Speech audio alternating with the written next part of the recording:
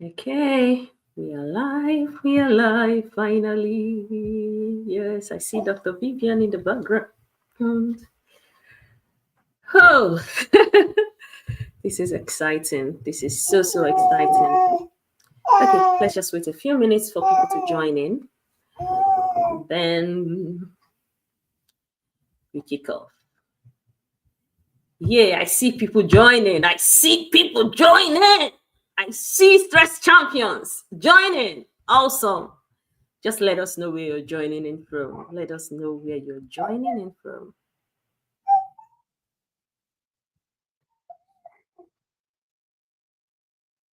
Let us know where you're joining from. Okay. So we started like 4 or 5 minutes earlier. So we'll give people ample time, to get their pen and paper ready, to keep a comfortable environment, to stay in a comfortable environment, to avoid any form of distractions, because this is not a summit you want to miss. Which country are you representing right now? Yay! I see my sister-in-law. She's a lovely woman. Nkiru. Oh, God bless you for joining. Agbina joining all the way from Ghana. Lovely to have you here.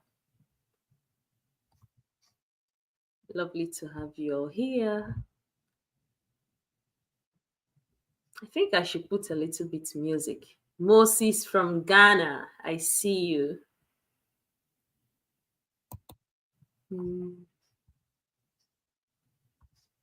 Let's add a little bit of music to that.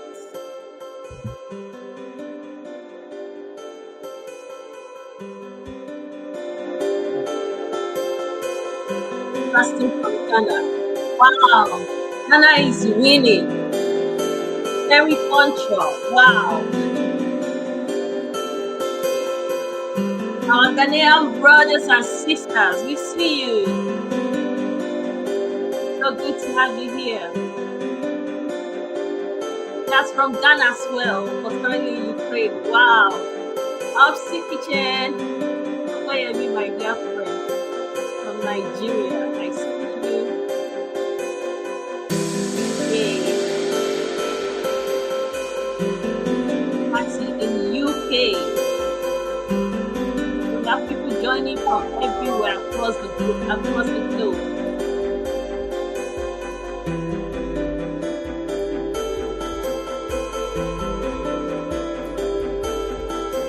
Joining, let's know where you're joining from. Let's know the country you're representing. For now, Ghana is winning. Oh my God, Ghana is still winning. Rejoice from Ghana. Wow. Kayosi, I hope I got that correctly, from Nigeria. But Ghana is still winning anyway. I'm loving this. Maybe when we host the physical one, we'll just go to Ghana and host it. Oh, wow. Tunji from Nigeria. Our Nigerian brothers and sisters are joining finally. Awesome.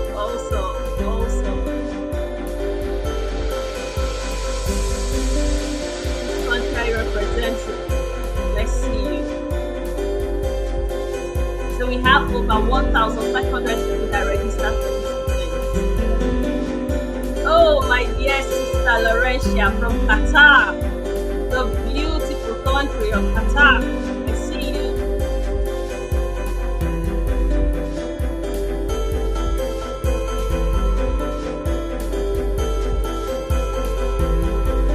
Okay.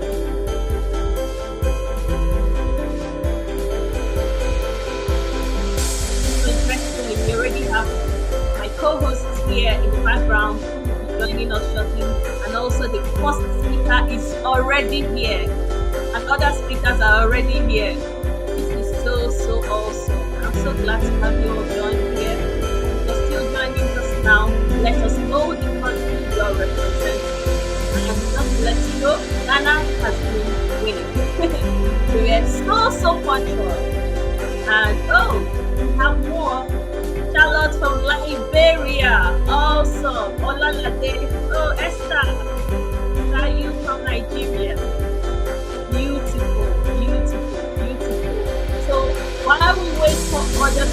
joining. We are going to do a little bit of welcome speech, introduction, and those sort of things. And for those that joined early, you're going to get early joining bonuses, and that's a great thing. And that's it. Yes. Remove the music so that you can hear me.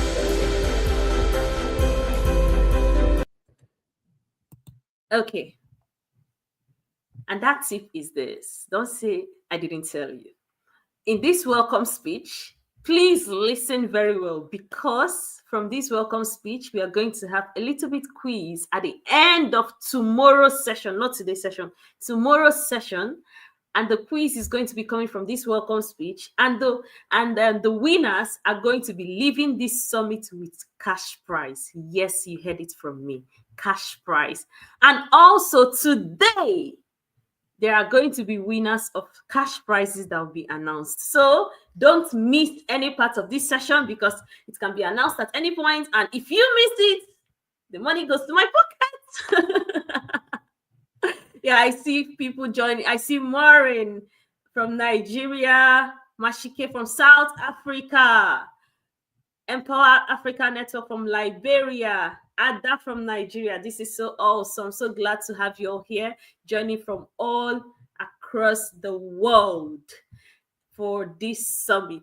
So I have my welcome speech prepared, because the last time I tried to welcome everyone to the summit, it was a flop because I was stuttering. Okay, just give me a minute. Let me pull it out. Okay. You know, when you finish preparing for something and then probably out of excitement, you forget where exactly you kept that particular file. That's exactly what's going on with me right now. Where did I keep this file? Please bear with me. Okay, while I'm searching for the file, forgive me, please. I'll bring the co-host up. Let her introduce herself and tell us what to expect today. Hope. Hi. I can't see your video. Everyone. Why can't I see your video? Okay. I don't know. Can you hear Okay, me? very well. We can hear you very well. Oh, so why is that coming from? Okay. Can you Hi exhibition help? everyone. Good evening, good morning, good afternoon, everyone. Super duper excited. I know you can hear my voice. Don't worry about my video. You get to see me. To I know would have loved to see me. that I'm face. super, yeah. Super duper excited to be at the fifth episode of the Stress Management Summit Africa Day One. Who is Yay! excited? Drum roll! Awesome. So I have the welcome speech, so that we don't plan to make people spend their data just looking at our beautiful faces. And I know that when next Hope comes up, you're going to see her face. So hello and welcome everyone. And I'm so deeply honored to have you here. My name is Dr. Ezinne Lewis, and I'll be your host for this incredible journey into peace, clarity, and healing. I wear many hats. I'm a medical doctor here in the UK, certified stress management coach, wife, a mom, a minister, and I know firsthand what it means to be stretched across responsibilities while trying to stay grounded. And let me take a moment to tell you how all this began. Someone says, I can't see video streaming. Can you all see the video streaming? Can you see me at the moment? If you can see me, just let me know in the comments. So the Stress Management Summit Africa started in April 2020, right in the thick of the COVID-19 pandemic. While my colleagues were battling the virus on the front lines, I was at home, out of work, but not out of purpose. I saw the mental and emotional toil that season took on all of us, and I asked myself, how can I help? And just like that, the idea of the Stress Management Summit was born. And I shared it with my mentor at the time, a wise and encouraging Asian woman. And she simply said, let's do it. And I planned the first Stress Management Summit within 3 weeks. And we haven't looked back since then. And this year marks the 5th edition, and it's very, very special. After taking a break last year, I reset and regrouped, and I wasn't sure I was going to host this again, but here we are, and thank God for that. So, what's new in 2025? This year's summit is bigger, is bolder, and more transformational than ever before. Here is what you're going to expect in these 2 days. This is day one. So, we are going to have 13 amazing experts, which is our biggest lineup yet. On day one, which is today, we have 6 powerful sessions tackling stress in marriage, parenting, relocation, food, finance, and building resilience. And then day 2 tomorrow, not just one, there are going to be 2 panel sessions, panel discussions, which is our first time as well. One on family life and the other on career and relocation. And then interestingly, there are going to be cash prizes, because transformation is sweet, but a little money doesn't hurt, does it? So there are going to be cash prizes for the number 3 person that registered for the summit, the number 100, number 300, 500, and 1,000. And this is going to be announced by the end of today's session. So if you plan to miss today's session and your name is called and you're not available, sorry, the money will be gone. So plan to stay to the end. And then there will be prizes for the 6 fastest fingers tomorrow. That will be announced at the end of day 2. So let me just leave it at that, okay? So you're not here by accident. So sorry. That's what I wear so many hats. So you're not here by accident. You're not weak because you feel overwhelmed. You're not lazy because you're tired. You are a human being navigating a complex life. And now you're choosing to do it more intentionally. So you're going to give me 1 minute and hope you'll carry on while I come back. Hi everyone, welcome to the 5th edition of Stress Management Summit Africa Day 1. So if you're just joining, let us know where you're joining from. Let us know how you feel joining the Stress Management Summit. We quite understand that it is very, very important to organize such an amazing event at this period and time. Like I always said, the world is getting so disconnected. So it is very important that coaches, medicals, everyone should come up and do something that is quite spectacular. And Dr. Ezinne has done a great job with the Stress Management Summit, the 5th edition. So welcome once again. I welcome each and every one of you if you're just joining us. It's an amazing and a beautiful time here. Stay tuned and do not go anywhere. Yes, don't go anywhere because there's a lot to unwind. Yes, that's a lot. And amazingly, we have our first speaker here already with us. And that is Dr. Vivian Okoye.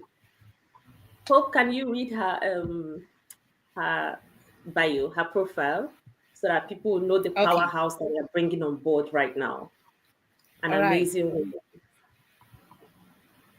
All right. So Dr. Vivian Okoye is an international recognized expert in mental health, trauma-informed care, and parenting education.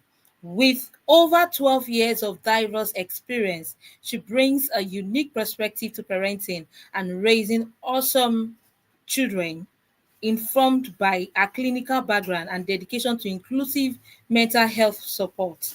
Also, as a founder of Minds and Wellbeing Network, Dr. Okoye specialized in providing cultural sensitive mental health education and support worldwide.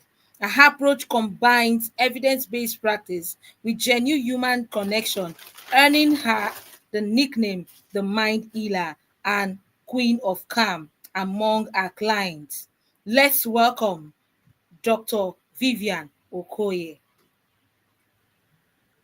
Hi, thank you so much, Hope. Thank you. Thank you, Welcome. Stress Management Summit, for having me. Thank you, everyone who has joined. Thank you for making time to invest in yourself this evening.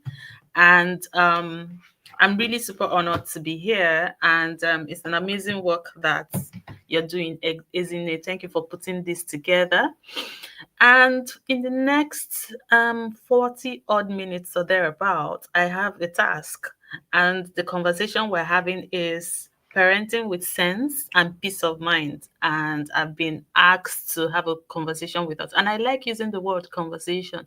I don't like using the word speaking, because speaking to me looks like I'm speaking over your head. So I just really want us to have a conversation. So I'd like you to utilize the chat, and I'd like the moderators to pin the chat if possible, as they come in, right? So please utilize the chat. This is really going to be a conversation between both of us, a conversation, a reflection. And because when we do it together, then you leave you kind of anchor in the message, right? But when I talk over your head, I know that, I mean, especially as Nigerians, we're used to people shouting over our heads, but we're not kids, right? So I just believe in having back and forth conversation. So we're really going to have a conversation around practical ways to discipline, nurture, and stay sane while raising children in today's world, right? And this conversation is going to flow through.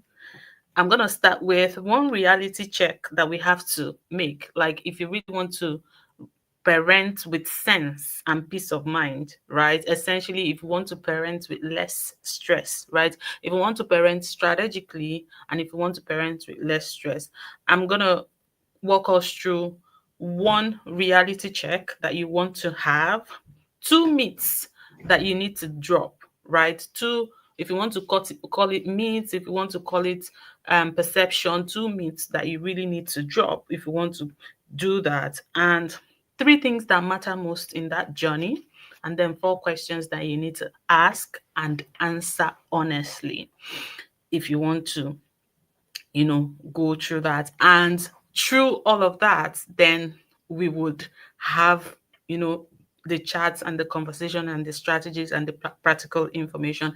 Essentially, when we talk about parenting, what comes to mind? Can you let me know in the chat, what is your definition of parenting? So let me get a feel of what your definition or what your understanding of parenting is, so that we know that we are really, really, really on the same page. Because if you understand the, okay, let me not say the definition of parenting, what is the purpose of parenting?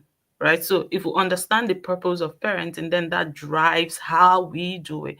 Or your understanding of it, of the purpose of something, will determine how you go about it or how you use it. Right. So when we talk about parenting, what is the purpose of parenting? Parenting means guidance. Thank you, Aliyu. What else? What is the purpose of parenting? So, just to save us time, right? When I think parenting means to train, grooming a child from cradle to adulthood, correct? Thank you so much. Thank you for keeping it coming. Thank you for keeping it interactive. So, when we talk about parenting, right? And if you want to do parenting with sense, we have to understand that parenting really means that a child has been brought into your care to take care of them, to nurture them, right? But in taking care of them and nurturing them, you have to come from a perspective of,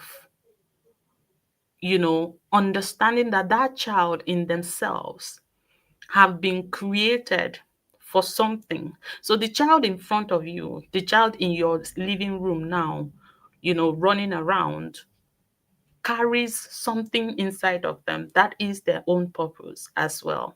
So as a parent, the purpose of parenting is that by the time your child is leaving your home, into the world, that you have aligned them as close as possible with a sense of understanding of themselves, of their purpose, and of what they are here to do in the world, right? So, the metrics for measuring your success in parenting is not what you have fed your child, is not how good looking they are, is not the certificates that they have. Those things are good, but the metrics for measuring success in parenting is how self aware your child is, how aligned they are to their purpose, how aligned they are to whom God has created them to be by the time they are leaving your house into the world or leaving your home into the world. And really, when we talk about the time they're leaving your home into the world, is really 18 years, because active parenting happens in 18 years. By the time your child is going into uni, most of them may not really come back home from uni, right? So when you understand that, it shapes how you show up to parenting. When you understand that this child in front of me, my goal is to help them fulfill their own purpose. And my goal is to give them the skills, the values, the confidence that they need to actually do the things that God would inspire them, do the things that God has put inside of them to do. Then that begins to shape how you show up, how you interact, the things you say, how you treat your child. So let me give you an exercise, something to ponder and something to think about. If an angel appeared to you right now and told you that the child that you have is going to be the president of your country, for example, would you still treat your child the way you treat them today? Would you still approach the relationship that you have with your child the way you approach it today? So I'm a Christian, so I'm going to use some examples from the Bible, right? For every remarkable person that was born in the Bible, there was a prophecy ahead of time of, what they were going to come into the world to do, and then how they ought to be raised, right? There was a prophecy for Samson, there was a prophecy for Jesus, there was a prophecy for John the Baptist. So it's the same thing with us. For the child that we have, if we pay attention and if we listen and if we're asking, God can show us, who they are and how we ought to raise them, right? So if God appeared to you today and told you that the child that is in your living room or in your home right now playing and watching TV or doing whatever is going to be the next president of your country, how would you treat them? If you have watched epic movies, for example, you see that when an heir is born, the moment an heir is born, every training, every protocol in their training is preparation for them to take the throne. So the parents are not going to say, oh, because they are still babies, because they're still 5 years, we're not going to treat them or we're not going to train them to understand the rules of the palace and how to be a king. The moment an heir is born, they are being trained for the throne, right? So it's the same way that the moment we understand that our children are not just ordinary, that they carried something inside of them that had been put there by God, then we show up to that parenting relationship, training them for that purpose. So you're parenting today for the future. You're not parenting today for now. So you're thinking, when you think like that about parenting, then you start to think about, how does this attitude, how does this thing I'm saying, how does this interaction with my child affect their future? Right? How does the interaction with my child affect, their future, affect how they think about themselves, affect how they show up to the world, and all of that? So, one reality check that we need to have, remember I said we're going to go through one reality check, two myths to drop, three things that matter the most, and four questions that you need to ask, right? One reality to check we need to have in this process of parenting with sense and peace of mind is an understanding that we're not raising children for our world, that we're preparing them for their own world, right? So, the world that you grew up in no longer exists. So it would be an error to continue to raise your children based on your understanding of, oh, how we grew up. When we grew up, we were not allowed to do this. We did this and we didn't do that. That is one of the sources of our stress most of the times, because you're not in touch. You're still parenting with old strategies when your children are in a new dispensation. In fact, the world that we're raising our children for is not even the world that we and them are living in today, because, you know, when the world that they're going to grow into has not yet come, right? So you need to know that you're raising your children for the future, right? Um, you're raising them for a world that you're not used to. So what that means is that you have to be a curious person. You don't have to be a closed up person, right? So that is a reality check, you know, for all of us. And then that brings us into the myths, right? Two myths that you need to drop. That parenting, good parenting, is a myth that good parenting means perfect children, right? Good parenting does not mean perfect children, and we can never really raise perfect children. And because we're chasing perfection, we're constantly under stress. So I was having a session with a young child who is 6 years old. And it was an online session, and she was there. The parent has set up the computer for her, and I was having this session because she's a black child being raised in a Nigerian child being raised in Canada, yeah. And she was being bullied in school, so she was having some self-esteem issues. And we're having that conversation, and she's a 6 years old. She was fiddling with the computer. She was, fidgeting. I could see that she's quite a kinesthetic learner. And the mom was very uneasy, kept on shouting, would you stay one place? Would you remove your hand from the computer? Can you listen? And I'm like, calm down. Nothing has spoiled. That drive for perfection, that drive for trying to look good, for trying to prove to everybody that you're doing the right thing. You're in a um family gathering, and then your child does something, a normal thing that a child would do, a normal mistake, right? And then because you're thinking about what everybody will think about you, what everybody will think about your parenting, you're snapping at your child, you're cursing them, you're saying things that you're not supposed to say to your child, just because you want to look perfect to your family people, just because you don't want them to think that you're not raising your child well. Even the Bible that says, train up a child in a way that they should go. It did not say, train up a child in a way that they should go and they will not depart from it. It said, train up a child in a way that they should go, and when they are old. There's a reason that the Bible said, and when they are old, they will not depart from it, because there is a learning process that needs to happen. Everything you're teaching your child takes time to be installed.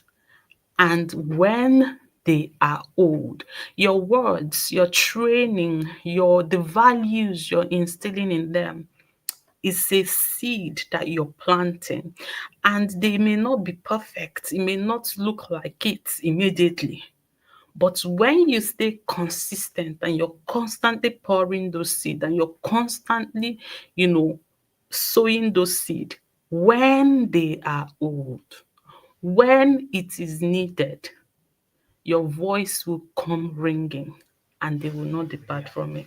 So, one myth that you need to let go and liberate yourself from is that your children will not be perfect, right? Your children will not be perfect, but keep doing what you're doing. You do. It looks like it's not working. You retrace your step. You keep doing. You keep sowing those seeds. You keep having those conversations. You keep having those instructions. The second myth that you need to let go of if you want to parent with sense and peace of mind is that discipline must be harsh to be effective. This one is a big one because we have been raised to believe that the only way to show that you are a disciplinarian is by withdrawing love, by being harsh, by being wicked, by inflicting pain. That is the only way that your mind tells you that you're actually disciplining your child, right? That's what we have been taught. It's not your fault. That is a conditioning. That is a conditioning because, you know, it's a subconscious behavior. You cannot do better than what has been poured into you. And that is why this is really why we have to become cycle breakers, because for it to end with us, we have to come to that level of awareness, and then we have to change how things are being done. There's a popular saying that I have within my community of parents, and I say, you can be firm and still be kind. So if my son, I have two children. Well, let's say I have two children. I have 7 children, but I'm currently living with 2, right? So if my son wants this phone and I don't want him to have the phone for whatever reason we decide, right? I don't have to shout. I don't have to raise my voice. I can tell him that you cannot have this phone. And I keep saying, I love you, baby, but no, you can't have the phone, right? I really love you. I really care about you. And I know you're sad that you cannot have the phone, but you cannot have the phone. If I have explained it to him, I've explained it to him. If I need to explain to him why he cannot have the phone, I'll take my time and explain it, right? But I don't really have to be aggressive about it. And this is a skill that we all need to learn. It didn't take I didn't arrive here in one day, right? It is a healing work because we also are coming from a generation of trauma, that beating, that hitting, that harshness, that aggressiveness that we were taught. It becomes our default response. Some of us even think that, if you're not beating children, you're doing something wrong, right? But do you really have to beat if you can talk, if you can teach? Because when you're aggressive, what happens is that your child's mind shifts away from the lesson that you're trying to teach them to the treatment that you're giving them. So if I'm trying to tell my child that, well, why I'm not giving you this phone is because I want you to learn delayed gratification, or because I think you have had too much screen, and too much screen is not good for you. That is what I'm trying to teach them. And if I'm kind and if I'm firm and if I keep insisting, they would eventually learn it. They will eventually know that they can't wear me out, and they would get the message.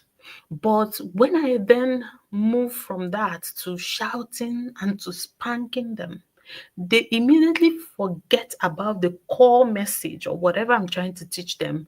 Then what I have done is that I've instilled fear in them, and I've made them to look at me like it is not fair, right? Because then it becomes about how you're treating them. So they don't even learn that lesson. It's either, well, they now do it in future because they're afraid of you. And depending on their age, they start to become resentful of you, right? Because they no longer are thinking about what you're trying to teach them. They're now focusing on how you are treating them and how poorly that you're treating them. We need to learn to give our children grace. right? And another thing we need to understand when it comes to discipline is that we don't have any moral justification to punish a child for something that we have not taken our time to teach them. Most times we're really um punishing children for something that we have not really sat down, talked to them about, taught them, taught them the skill, allowed learning to happen, right? So the process of discipline, like the root word is discipleship, training, teaching, right? Imbibing skills in your children, selling your values to your children. Like I tell people, I say parenting is like marketing. So you're in a world where you're battling for who sells most to your child. Right. So the world is trying to sell ideas to your children. Other people are trying to sell ideas to your children. You too, you're trying to sell your values to your children. You have to package it well and you have to sell it. Just the way you do your marketing for your business, you have to package it, you have to deliver it to your buyers, to your customers in a way that they will understand it, in a way that they would buy into it, and in a way that they become your influencers. So, what values are you trying to teach your children? How do you package it? How do you market it to them? If I asked you, for example, to write out the values you want to teach your children, some of you will say, I want to raise kind children. I want to raise children who are bold and confident. But every day you're shouting at your children. How are they supposed to be bold and confident? How are they supposed to be kind? You want to raise children who are bold and confident. Yeah, when your children ask you questions, you don't, you see it as disrespectful. They're going to practice the boldness and confidence with you first before they practice it with any other person. So you get the point, right? So two myths. Good parenting means does not good parenting means perfect children. That's a myth. Discipline must be harsh to be effective. That's a myth. Discipline must not be harsh to be effective. Some of us don't hit, some of us don't shout, and yet our children are still good. Our children are still getting best behaved in school. Our children are still respectful, right? So that idea that you have been given that if you're not beating your child, they're going to get spoiled is a myth. It's a myth. What you need to teach your children are values and principles that keep them guided. And you need to know how to teach them that. You need to stay consistently teaching them that. And, you know, it will help them. What are the three things that matter the most? Number one is that you have to choose connection over control. Many of us want to be so much in control. And if you find out that you struggle to be in control, that is a trauma response because it just means that as a child, you were not given a voice, you were not allowed to have a voice, you were not allowed to express any form of control. So it puts you in a position where you are constantly wanting to control. And the easiest people to control are your children because they are tiny little human beings who don't really have much resistance, right? So you can't control your co-workers because that will lead to conflict. You can't control your spouse because that will lead to conflict. So where do you channel that energy, that trauma response? You channel it to the tiny little human beings in your home. So you want to control them. Do it because I said so. Don't ask me any question. Don't ask me why. Da, da, da, da, da, and all of that. If you really want to raise your children effectively, I tell people that one of the greatest parenting hack is connection, relationship with your children. Like I said, you will not raise a perfect children. I don't want to raise a child who doesn't make mistakes, right? I want to raise a child who because it is in making mistakes. Yes, we don't want our children to make mistakes that are irreversible, and that's why we are there to guide them, right?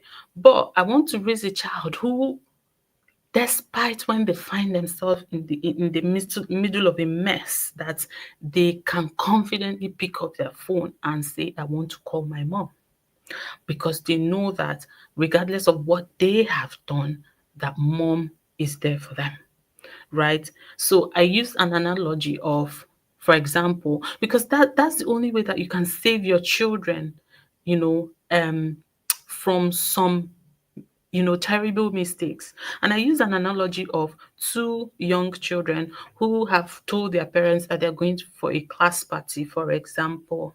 So yeah, their parents give them, teenagers, their parents give them the opportunity to go for that class party. And two of them get there and realize that the class party isn't really what they thought it was. So a classmate invites them for a birthday party, and they think it's an innocent party. Um, and they get there. So one of them told the mom that they're going for a class party, and the other one told the mom that she's going to visit a friend, for example. And they get there, they realize this party is not what we think it is. People are taking drugs, boys are doing the things that they're not supposed to do. The teenager who has a good relationship with their mom will pick up their phone and say, "Mommy, please come and get me. This place is not safe." And the one who does not have a good relationship with their mom, right, and because they've already lied, would not call their mom. So she would probably say, "Okay, let me just wait it out until when it's time, for the time I said I told my mom that I'll be back." And you don't know what will happen in that space, just because they don't have that relationship to tell their mom, I'm actually in the wrong place. Please come and pick me up."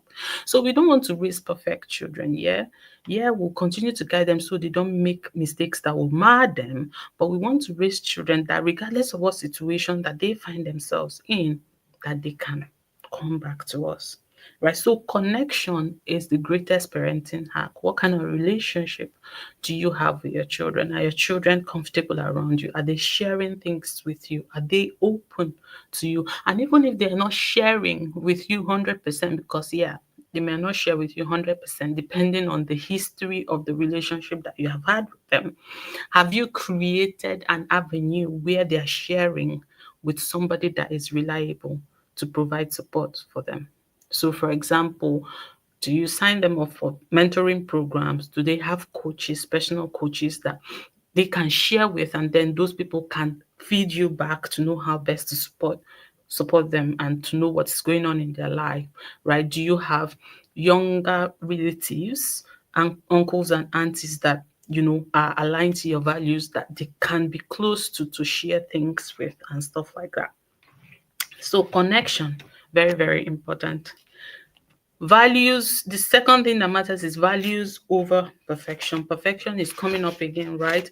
Instead of trying to raise a perfect child, you want to raise a child who understands your value, who aligns with your value, and who lives with your values. So values are the core. Every teaching that you want to teach your child in your journey of parenting should be a value-based conversation. So, for example, you're telling your child, "I don't want you to have a boyfriend. Why won't I have a boyfriend? Nkechi is having a boyfriend." You have to have that conversation from a value point. "I don't want you to wear mufti to school. Why won't I wear mufti to school? Everybody is wearing mufti to school."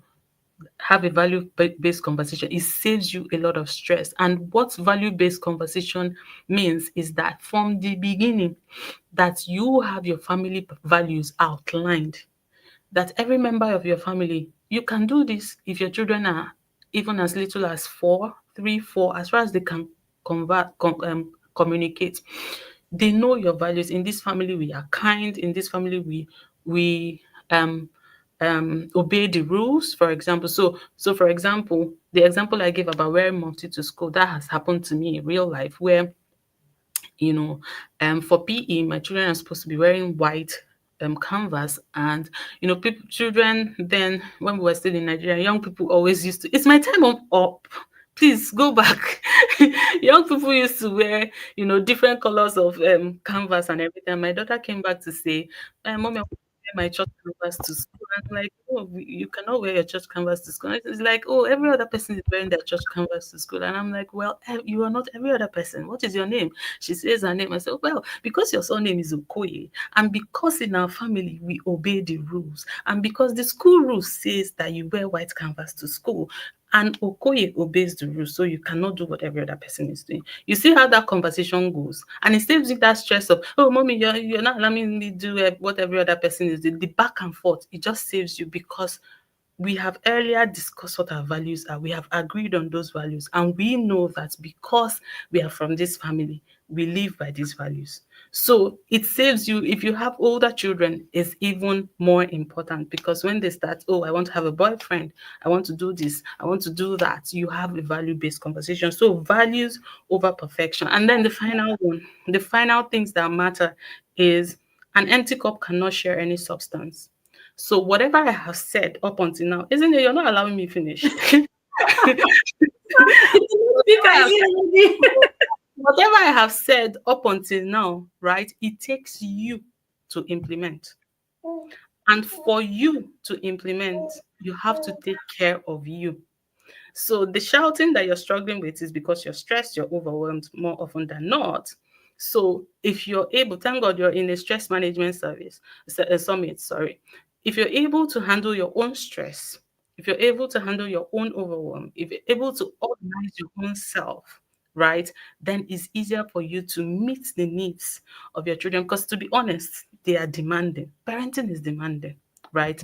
We cannot forget how I'm sounding, and I have my days as well. So parenting is demanding. So you must invest in taking care of yourself, in taking care of your mind, in having a sound mind, in pouring into yourself, in having yourself on your to-do list, right?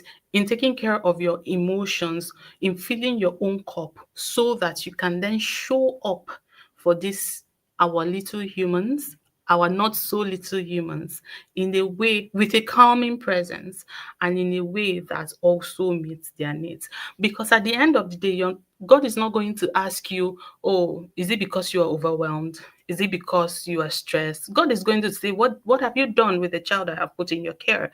Were you able to lead them into the purpose for which I have brought them into the world?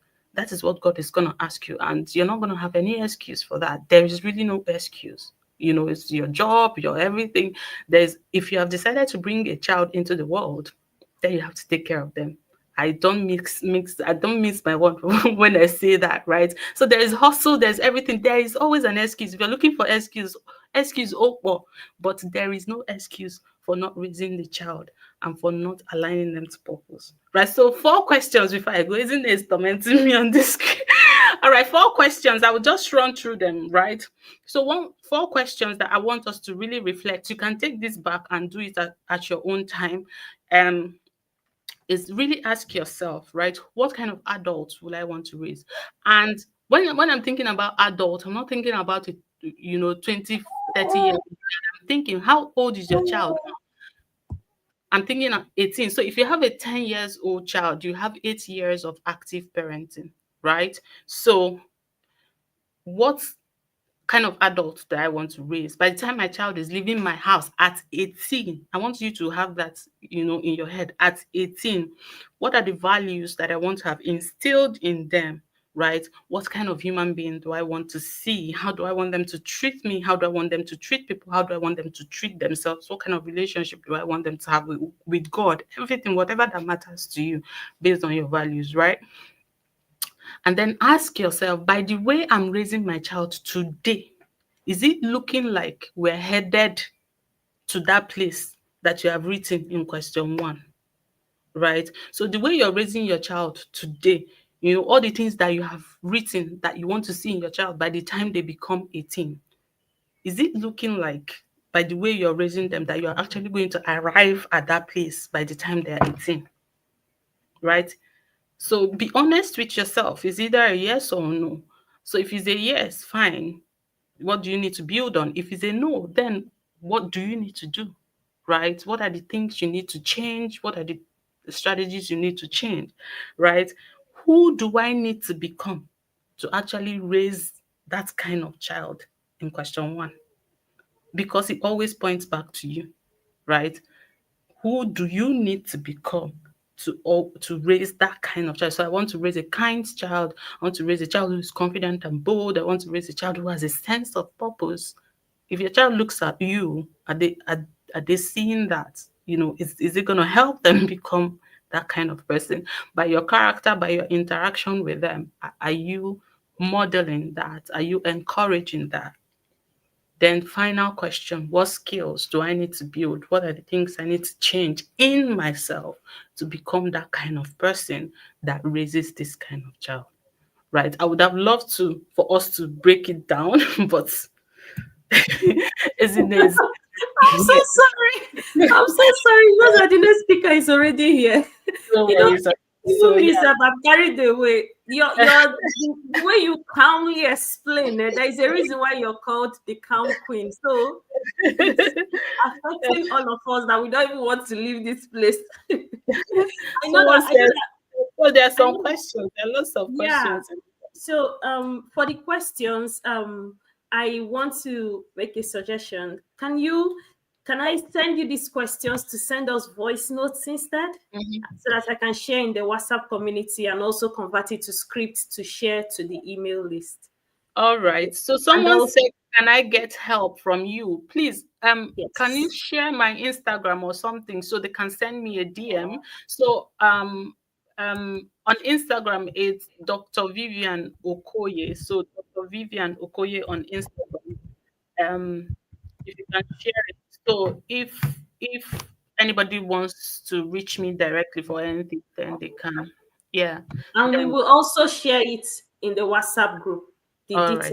details for you to connect her, even her All right. email as well. All right. Okay. All right. I'm All so right. sorry. No worries at all. No worries. Yeah, I wish we had more time to talk. Yeah, No, I no. know. This is a lesson for me anyway. Yeah. All right. Thank you Thank you for so having much. me. Yeah. Thank you so Thank much you. for having me. Yeah. I'm really sorry I had to cut that because oh my god, this session was I just it was just so enlightening, especially for me.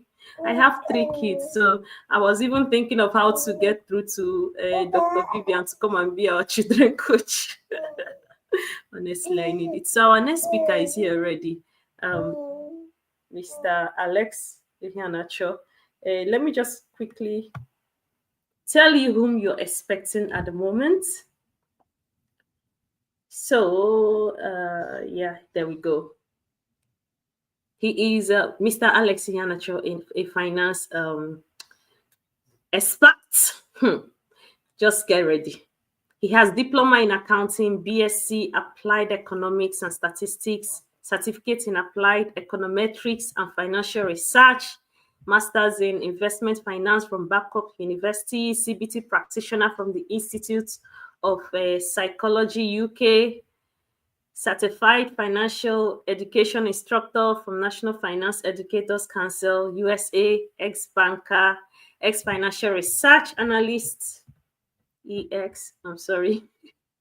Okay, ex-portfolio manager for a successful real estate company, and his expertise is investment advisory and analysis, over 10 years of financial and investment education and coaching experience, business evaluation and strategy.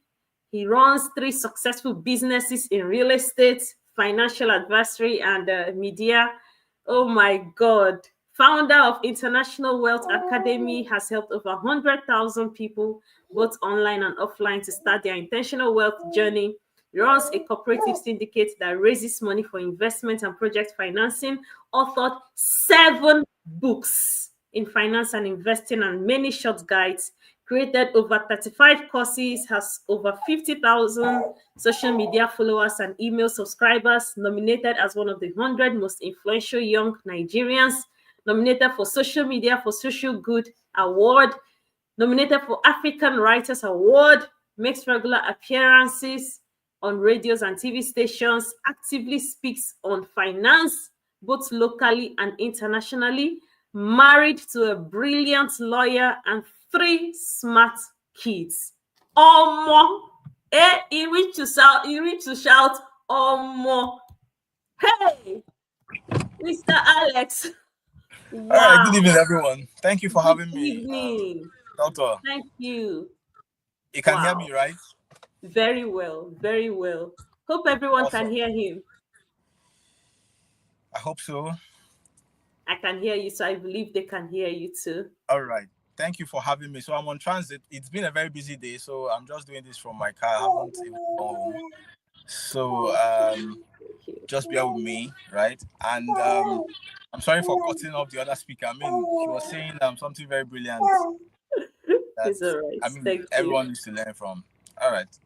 So thank you for having me. My name is Iheanacho. I think the introduction is already enough. So today we are going to be looking at, I'm going to be sharing with you in the next 20 minutes there about that I have a couple of things that can help you when it comes to your money game, right? So money has different levels. There are different levels that you need to pay attention to when it comes to improving the way you see money, right? So you have the first part of it which talks about your mindset. You have the other part of it that talks about management.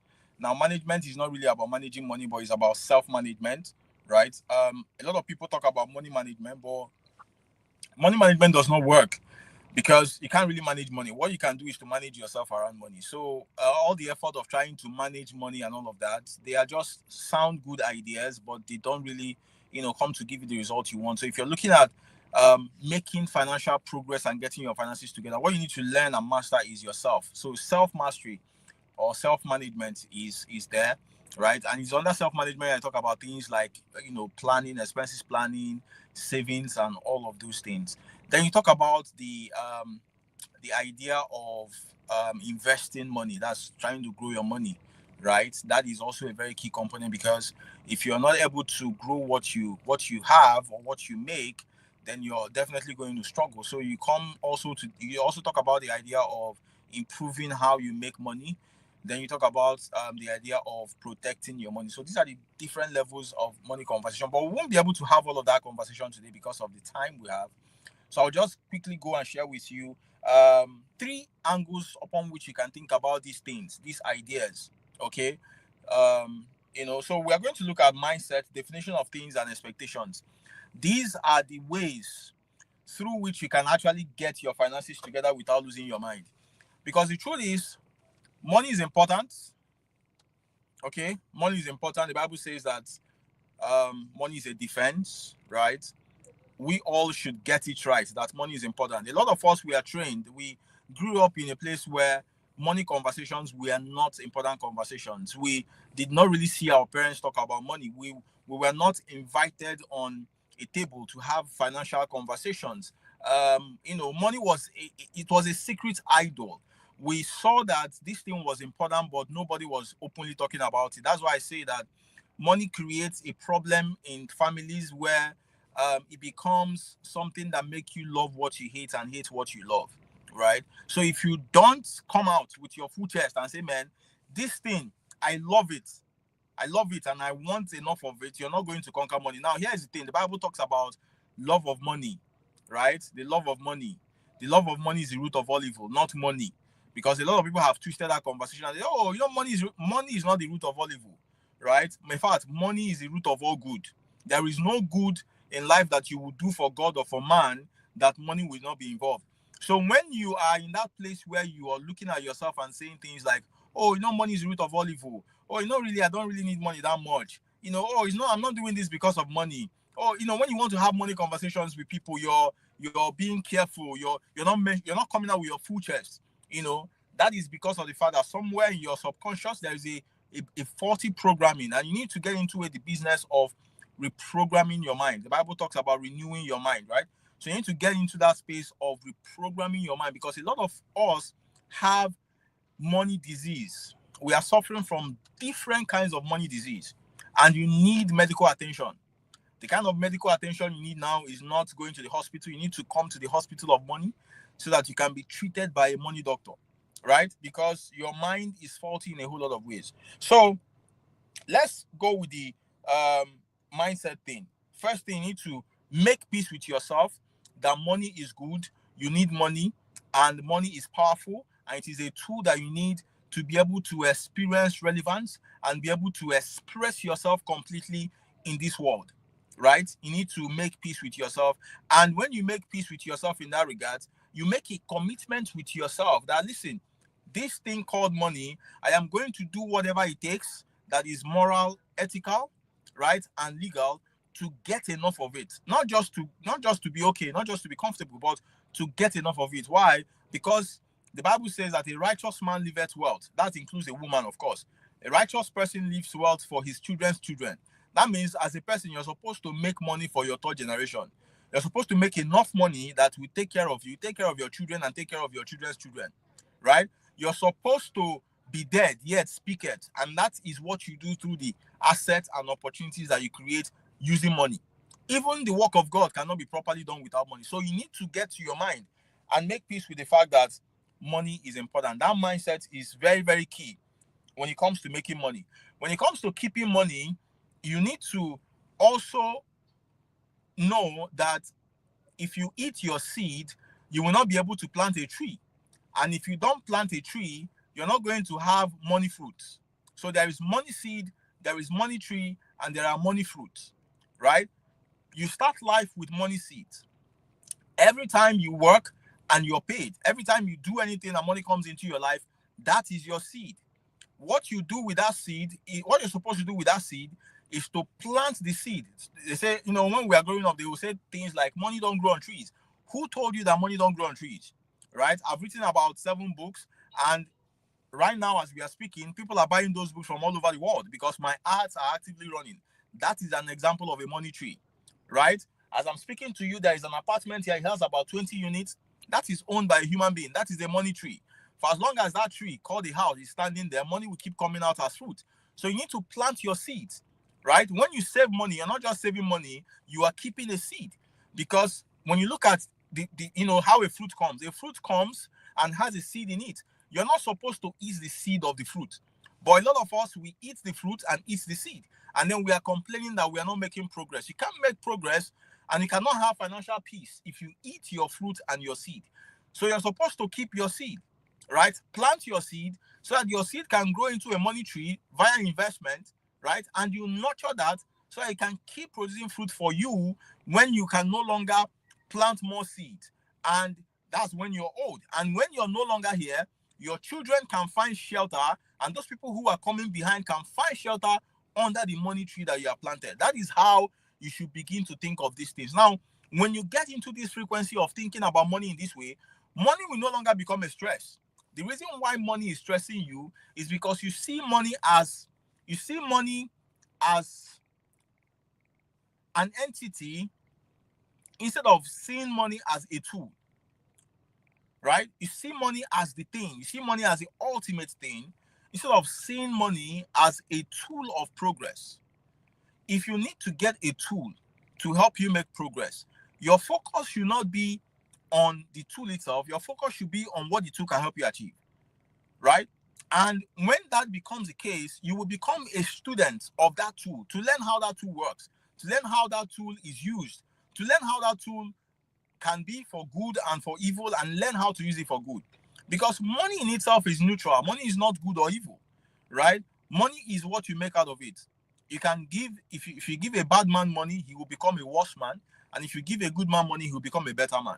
So money is just a neutral tool that can help you experience life completely and have a proper expression of God's purpose in your life, right? So when you see money in that way, you begin to make a commitment to learn about it. Have you wondered why God created light first? It's because of the fact that when you walk into a dark room, the first thing you need to do is to get light, not to begin to look for your key. You need to get light so that you can see. But a lot of people want to get money without getting the necessary light. So many of you that are listening right now, the reason why you're here is because this program is free. If you were asked to pay for it, you will not be here, right? Some of you, you have never spent money to attend any seminar. You have never spent money to attend investment classes. You have never spent money to attend money classes. They ask you to pay for coaching and mentoring, say that it is too expensive. They want to rip you off because somebody wants to teach you what he knows, right? That is why your life sucks. That's why you're stressed. Here is one thing you need to know. The Bible says that my people, not the people, but my people, the people that are called by my own name, my people perish due to what? Lack of knowledge. Knowledge is the light that you need to enlighten your life so that you can experience life completely by understanding how money works. Listen, I say this often. if you live in this world, if you are experiencing this thing we call life in this world, there are two things you need to figure out very carefully. If you must experience life completely and truly, there are two things you need to figure out very fast. Number one is money. Number two is Satan, right? You need to figure out how money works. I need to figure out how Satan works. If you can conquer these two things, you would have ended up conquering the world. Any man who is able to achieve greatness in this life is a man who figures out how money works and how Satan works. And if you don't figure these things out, these two things will mess you up. So you must become a student of life, become a student of wealth, become a student of money. That will help you brighten your mind. Listen, when you were in school, when I believe so many of us went to school, maybe secondary school or whatever, let's assume that you were in secondary school and you wanted to write WAEC, right? How easy was it? Right now, probably in retrospect, it's easy, but then it was not easy. You had to read your heads open to be able to understand what's going on, right? Now, there was a process. You were learning so that you can pass your WAEC. So that started from JS1, JS2, SS1. The stress was much, but there was a goal in mind. Because of the fact that there was a goal in mind, you didn't bother so much about the stress, right? You kept going, even when it was difficult, even when it was tough. In the university, it was hell going through. I mean, for those of us that went through normal government school, it was hell. People, everything was working against you, but there was a goal. You were learning. You knew that you were becoming a better person. So because of that, you had a better way of managing the stress and the pressure that came from that experience that you were having, which was trying to make you become whoever that you are today. If you're a medical doctor, you must have gone through insane amount of training, read books that will puzzle your mind, right? To be able to qualify to be a doctor. And now you're a doctor, you're still growing, you're still getting better, probably want to become, a consultant or a neurosurgeon or whatever, you're still studying, you're still advancing. That is how you should become a student of money. Listen, you cannot make money by accident. It is the discrepancy, right, between what you want and what you're willing to give to get what you want that is stressing you. The other thing that is also stressing you when it comes to money is because you don't even know what you want clearly, right? You don't know what you want clearly. So because of that, you are looking at what other people are doing and you're defining your life by the results that other people have. And because of that, you're torn apart. You're in different places. You're not in sync. For you to be able to, money is vibration, right? Money is vibration. And for you to be able to get any amount of money, you must be in the vibration of that money. Now, let me give you this as an example. Just mention any amount of money, let's just start with 1 million, right? If you have remember the first time before you made a million, the vibration of 1 million was so high for you that, when you mention it, something happens in your consciousness. You feel like, man, this is outrageous, right? Then you made your first 1 million, you made your first 2, you made your first 3, you made your first 10 million, right? Made your second 10 million. Now, before you made your first 10 million, when you mention 10 million, you will feel a certain type of way. Why? Because the vibration was not in sync. Until you made your first 10 million, now 10 million is in your account.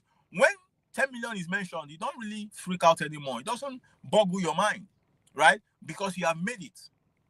That is also the same thing. Now that you made your first 10 million or 20 million or whatever, if they are mentioning 100 million, it begins to freak you out. Why? Because you're not yet in that frequency. Listen, you cannot be okay and comfortable with any amount that you have not tuned into its frequency. That is why exposure is very important. Nigeria is a very poor country. That is why a certain amount of money is outrageous to us.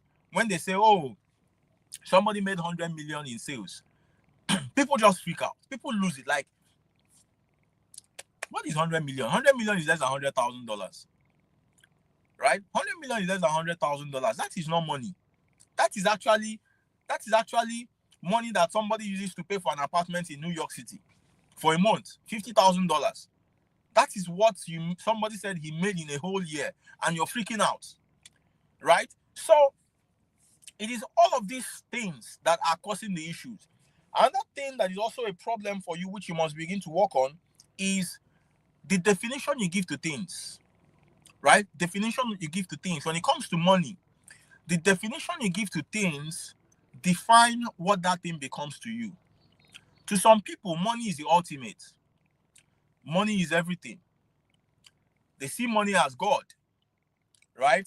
They see money as they see money as they see money as everything.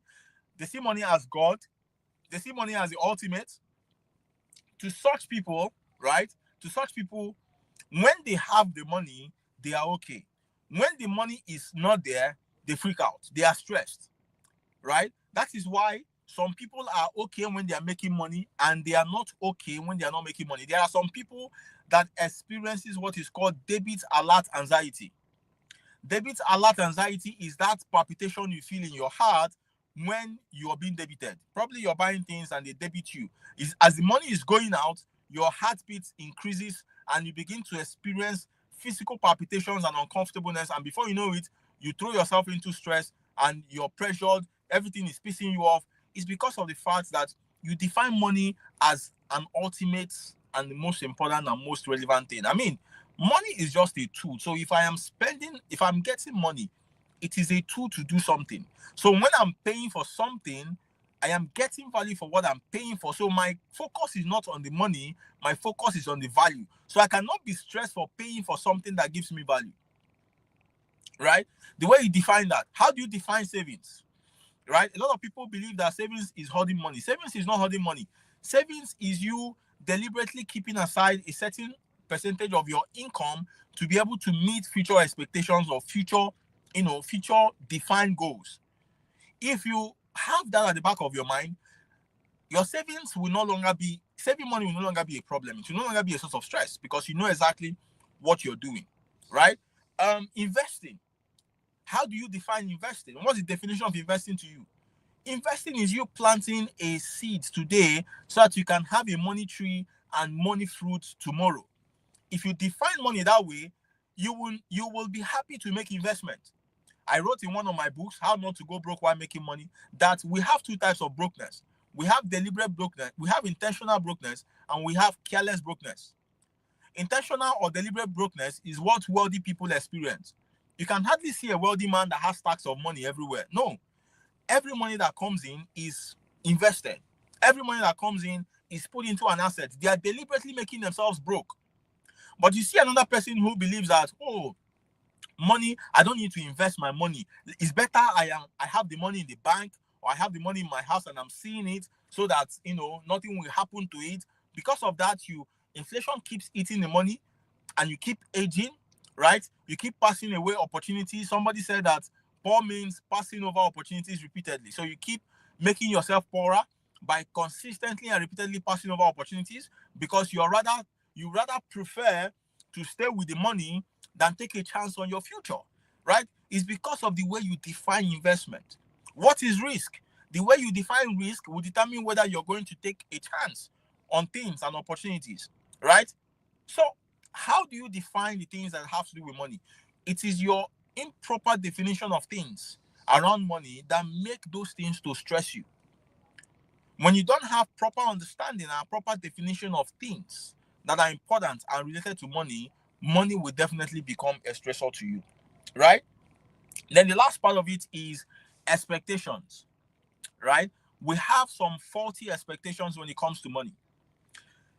And there are many, but I'll just, recount a few. For example, so many of us believe that we will reap before we sow. That is a faulty expectation. You sow before you reap. So many of us believe that because we have sown, we must reap immediately. But life tells us that we must sow consistently and repeatedly for a long period of time before we can afford to reap. So many of us believe that because we have sown, then we must reap. But life tells us that in reality, sometimes you sow and the seeds will go bad. Sometimes you sow and the harvest will not be that much, right? Sometimes you sow, things don't happen the way you expect it. But because of the fact that your expectation is that, I've invested in that, it must go well, and the thing does not go well, you freak out, right? Some of us believe that because I am a good person, I deserve to make money. No, the fact that you're a good person does not mean that you deserve to make money. You have to be good in making money to be able to make money. Some of us believe that because I create value, people should give me money. No. People cannot give you money just because you create value. If you create value and you don't have a system that compel people to give you money, people will chop you like biscuits and move away and say thank you, and you will still be broke. That is why you have a lot of people who are creating value, good people who are creating value, but they are still broke. Why? Because they don't have the audacity to ask for payment. I mean, I charge good money to speak, be it online or offline, right? And I'm not apologetic about how much I charge. Why? Because I have spent all my life to know what I know. And if you don't think that you will pay me that much to know what I know, then go to your house and stay while I stay with my value in my house. Because I have trained myself so much, I've spent money in developing myself, I've spent money in studying myself, I've spent years, lost money, lost tears, to train myself. So if you think that I should just do it for free, because maybe I'm a good person, maybe I'm a Christian, and all of that. No, I don't do that. I will charge you for my value. And if you feel that it's too expensive, you keep yourself and your money, and I will keep myself and my value, and we are fine.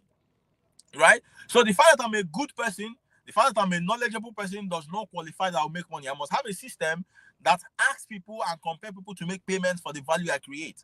Because human beings, when you don't give human beings a compelling process through which to pay you, they will take your value and say thank you and suck you until you're dead, and they will move over to someone else and continue like that. So I preserve my value for people who value it enough to reward it.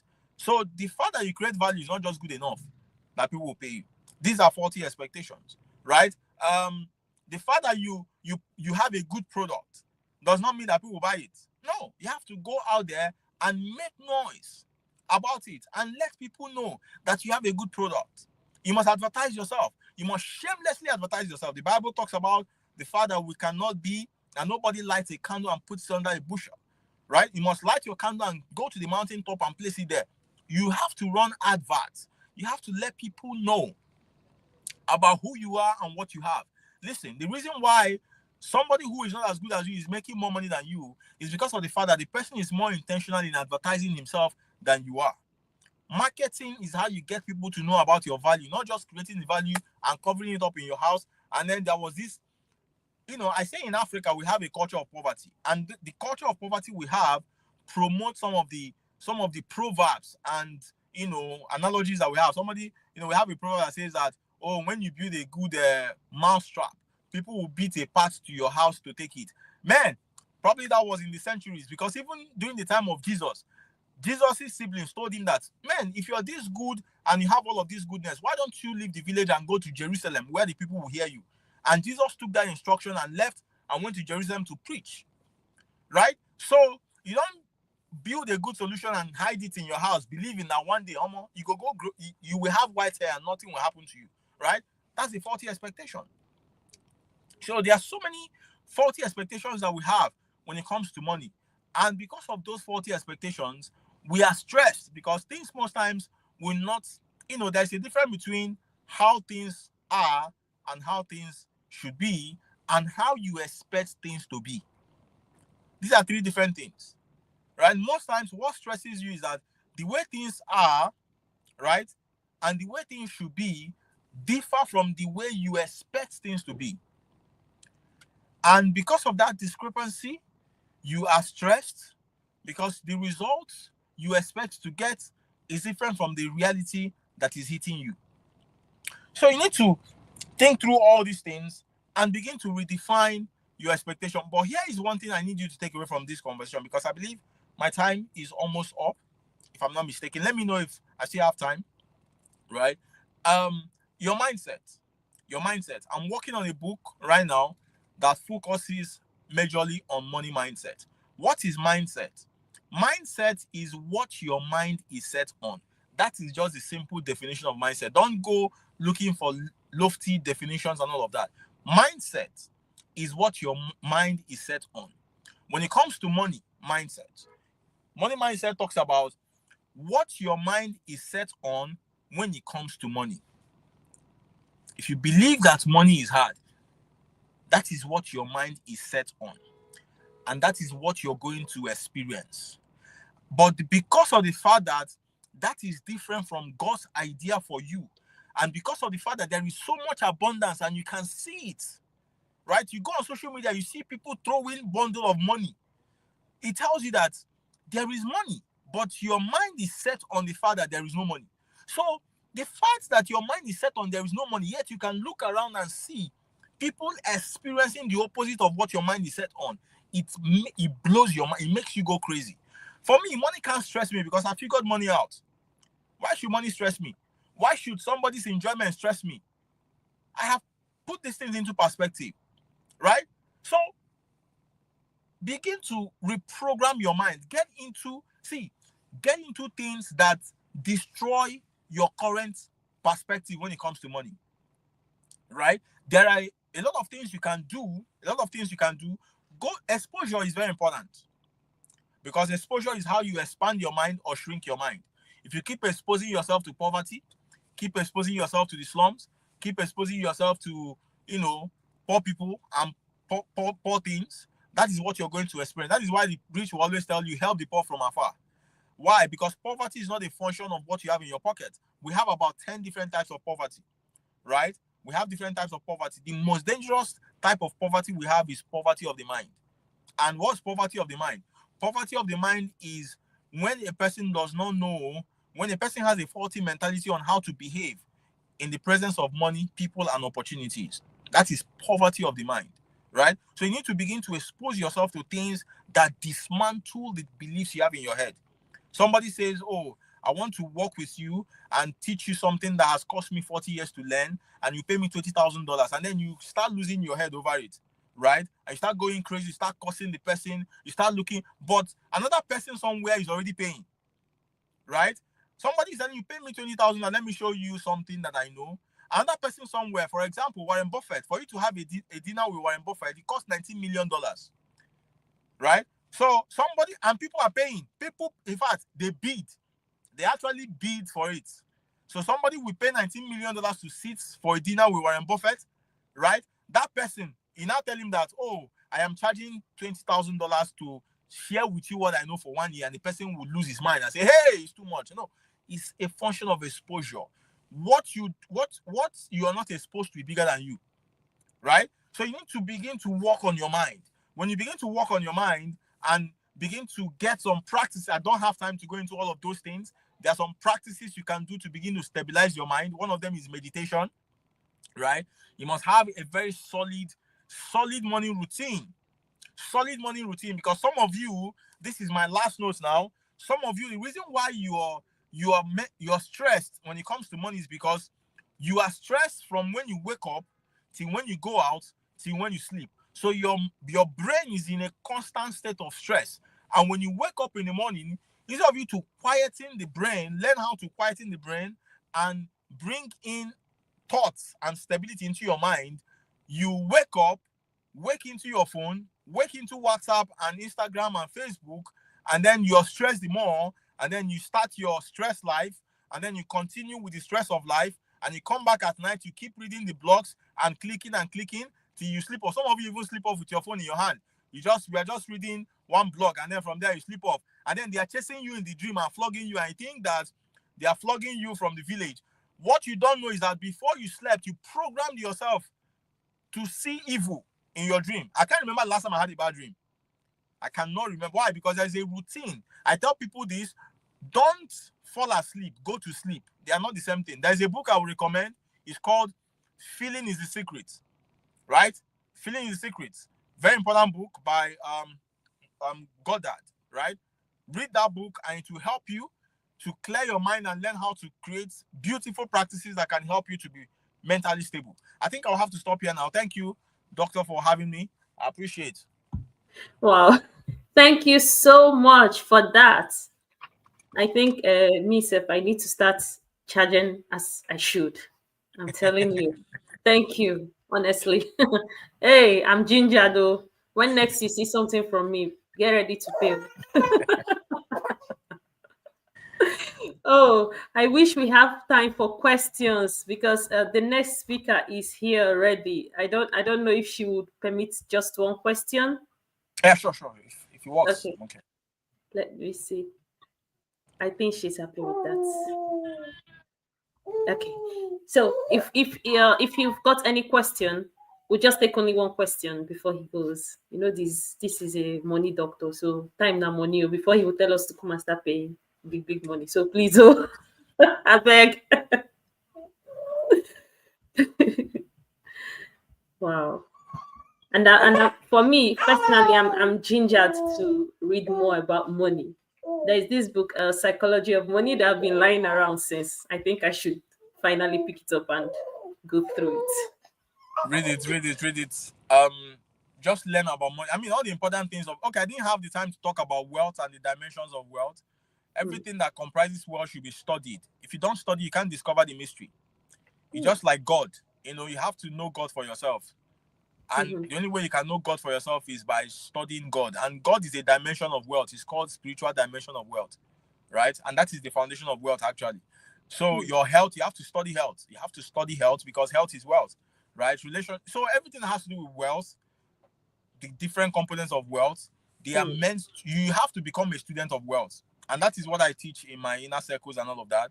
How to become when you become a student of wealth, you actually get wealth on a daily basis. You get wealthy on a daily basis. I mean, nobody becomes wealthy in an instant. You become you become wealthy over time.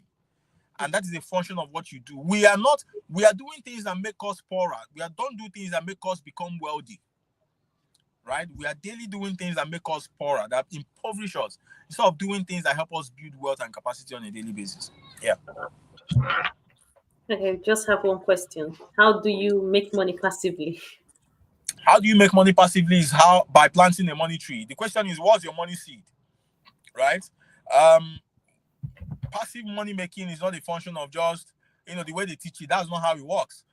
What's your money seed? Like I said before, you must have a money seed, right? So you must first of all go and work in the fields, right? Work in the fields and save up.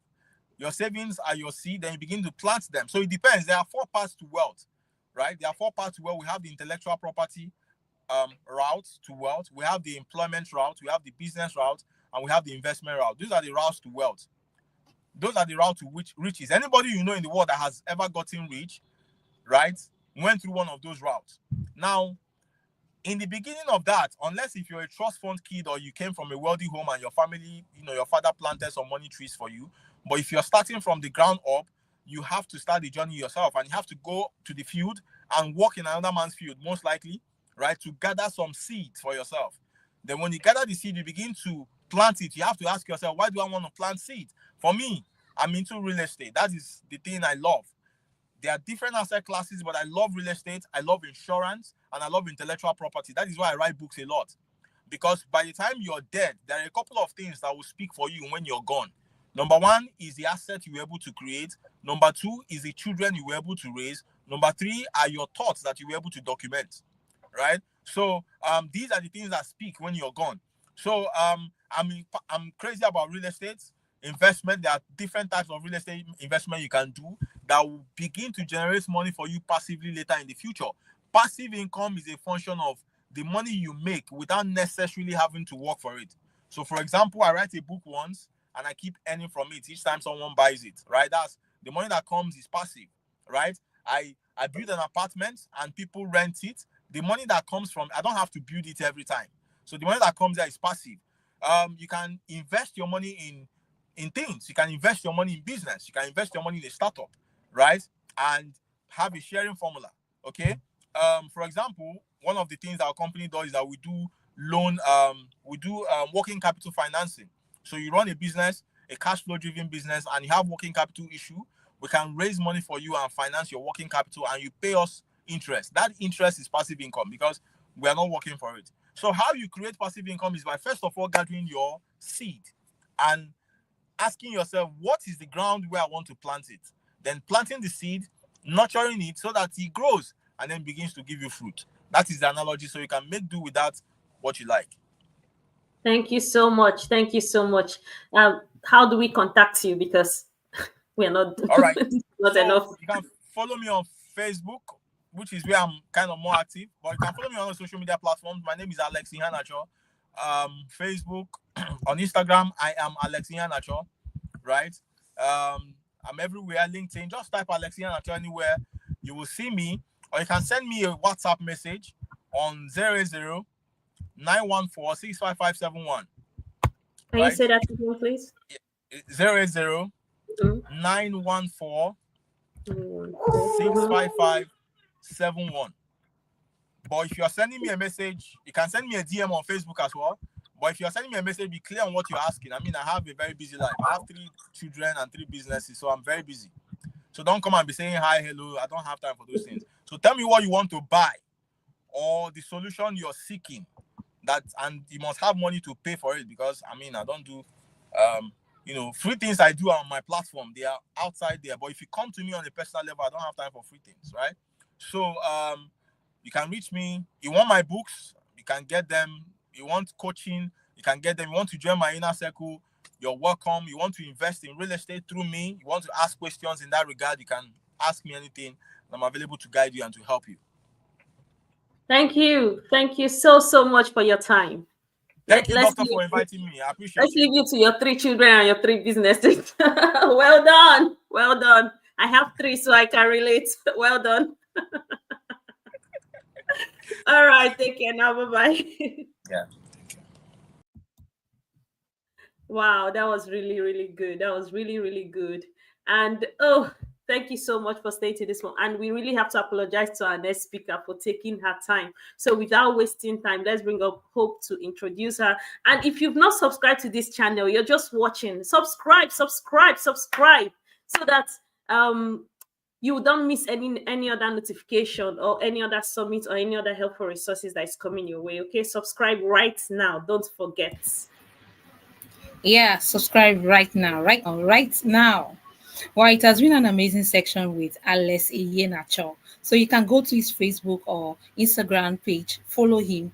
Money talks is everywhere, and you have to be very smart. All right, so our next speaker which is a third speaker. If you've missed the first and second, do not miss the remaining 4 today, which is day 1. So our next speaker is Eniola Oke, who is a public speaker, author, family life practitioner, and transformational coach.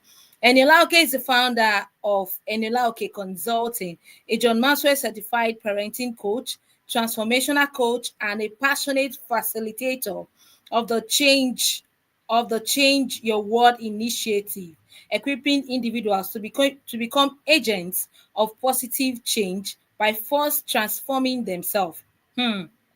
She's also a certified family life practitioner and a host of the Present Day Parenting platform, where she empowers parents with effective connection-based strategies rooted in collaboration and active listening.